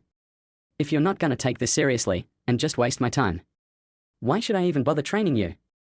With nothing else needing to be said, Naruto began to walk away, knowing that would get them to take this seriously. He was not disappointed as he sensed 4 kunai coming at him from 2 different directions. He smirked, before blocking the 2 on his left, and sidestepping the 2 on his right. Damn it. They got to get him to run out of usable kunai before they would even have a chance at defeating him. Sakura, follow my lead. We need to somehow get him to lose both kunai. That way he won't be able to block or repel our attacks anymore. Yeah. Then we'll crush him. Right, Sasuke? Is that so? I hope you can back that up, Sakura. Sasuke rushed Naruto with his first kunai, knowing this would cause him to block the attack, leaving an opening for Sakura to knock it out of his hand. He smirked when Naruto began to block the attack, just like he planned. Now Sakura threw her kunai at Naruto, effectively knocking the kunai he was holding out of his hand. Sasuke smirked until he saw Naruto grin, right before summoning a third kunai to intercept Sasuke's. Sasuke jumped back before rushing at Naruto again. Right as he was about to jab at his torso, Naruto vanished and reappeared behind Sasuke, holding a kunai to his throat. "You lose," he announces calmly. "What? That's ridiculous." "You had to have Che." Naruto vanished once again, before appearing behind Sakura, with a kunai held to her throat as well. "You fail as well. You shouldn't have let your guard down, Sakura," Naruto says in a scolding manner. "Well, now that we are done with that, it's clear we need to work on your speed and strength." Naruto vanishes and reappears a second later with 2 sets of arm and leg weights. "Here, put these on. 25 pounds each arm and leg for you, Sakura, and 50 pounds each arm and leg for you, Sasuke." "What are these supposed to do?" "Other than make you look atrocious to the human population, these atrocious fashion wear, as you so eloquently put it, will help you become stronger and faster. Once you can move normally with this much weight on you, add 10 more pounds. Then once you can handle that, add another 10 pounds, and so on. There is no way I'm wearing these. They're ugly. I'm sorry. I wasn't aware your appearance was more important to you than impressing Sasuke." Naruto retorts, knowing exactly how to get her to concede. "How much weight are you wearing, Naruto?" "About 70 pounds on my arms, and 100 on my legs." "Well, if you can handle that, I should surely be able to handle more. If you're so sure about that, then try this much." He then handed Sasuke 120 pounds, leg weights, and 80 pounds, arm weights. "See how well you can move in those," he said with a knowing grin. Sasuke put on the weight and felt somewhat okay on his feet. A cocky smile takes over Sasuke's face. "Told you, loser." "Come on, Naruto. You didn't honestly believe you were stronger than Sasuke, did you?" she said with an incredulous tone. "Aha, why don't you try moving now?" The second Sasuke took a step forward, he fell flat on his face. To which Naruto just laughed. Sakura ran to Sasuke, making sure he was alright. Then she turned and glared at Naruto. "What's wrong with you, Naruto? How can you laugh after something like that happened to one of your teammates? I told him he wouldn't be able to handle it. It's not my fault he's so stubborn and has to prove he's the best all the time." Naruto defended against Sakura's temper, which didn't faze him whatsoever. Naruto took off the extra weight, and Sasuke was finally able to stand back up. He was also able to move, with only a little resistance from the weight. "By the way, Sasuke, thanks for reminding me that I need to upgrade my weights." He then proceeded to add 20 pounds to his legs, making the weight on his legs 120 pounds, and 30 pounds on his arms, making the weight on his arms add up to 100 pounds each. Naruto, however, was still able to move fairly well, barely being restricted at all. So he added 20 more lbs to each of his limbs. Now there was 140 pounds on each leg and 120 pounds on each arm. Now it was more difficult to move freely. This, of course, just caused Sasuke to growl in anger. "What do we do next? You guys are going to do more tree climbing to get your body situated with the extra weight. This will also make you stronger and better with your chakra control, seeing as the heavier the object, the more chakra is needed to maintain contact with the tree." "Alright, what will you be doing?" Maybe if he tells him, he can ditch this training and do what he does, and then he'll become stronger than him.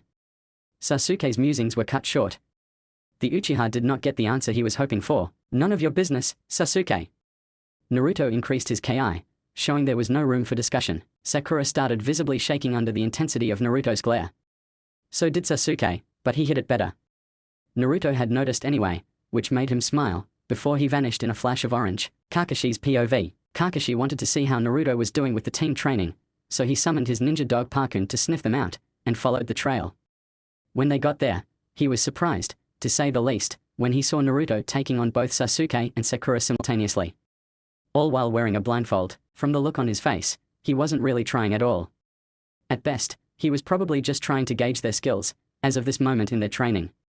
He then gave them some weights so they could condition their bodies. Sasuke, being who he was, of course tried to show off. This in turn led to him just embarrassing himself by falling flat on his face, into the ground. But what really put him on edge is the amount of ki that Naruto put into his stare. Even the Jonin tensed up a little bit, watching him glare at his teammates with a look that promised pain if there was any opposition to his commands. He wonders if Naruto even knows how strong he himself is, or how strong he can become. After that, Kakashi walked back to the house so he could lay down some more. Naruto sure is an interesting teacher. With Naruto, third person's POV, Naruto was training another one of his taijutsu styles, Fukuan, Monkey Fist, with about 200 clones. This style relies on strength and agility. You have to constantly be moving while taking any openings you can. Once you find one, increase the chakra to your hands or feet depending on what you're attacking with and hit the target as hard as you can. When you're on defense, it's a similar concept. Increase chakra to your arms and legs. That way when you get hit, you're about as immovable as a gorilla. This technique is called Monkey Fist because you attack and defend with the strength rivaling a gorilla. It is mainly used when facing an enemy who is bigger and stronger than you, thus removing any disadvantages caused by size and strength. After 4 hours of each clone practicing the style against another clone, Naruto purposely dispelled all of them at once. That way the memory overload would knock him out, giving him some much-needed rest. The next morning, under the shade of the large overgrown trees, we see a girl, about 12 years of age, picking some medicinal herbs. She slowly and carefully places each plant into her basket with tender care. When she notices the Uzumaki laying down 20 feet from her position, she stands up and begins to walk in his general direction. When she gets to the body, she kneels down and slowly reaches her hand out to his neck, thinking it would be so easy to kill him right now. She instead chooses to grab his shoulder and shake him awake. Hey, wake up. Seriously, you'll catch a cold if you continue to sleep out here. Ugh. He slowly sits up and leans his back against a tree. It's okay, I don't ever get sick, he said with a warm smile which made the young girl loosen up a bit, thinking he wasn't a threat to her at this moment. That's cool. Anyway, what are you doing out here in the cold for? She gave the blonde an amused smile. I was just resting for a while after my training exercise. What are you training for? I'm a ninja, and I'm on a mission to protect someone from a pretty dangerous man.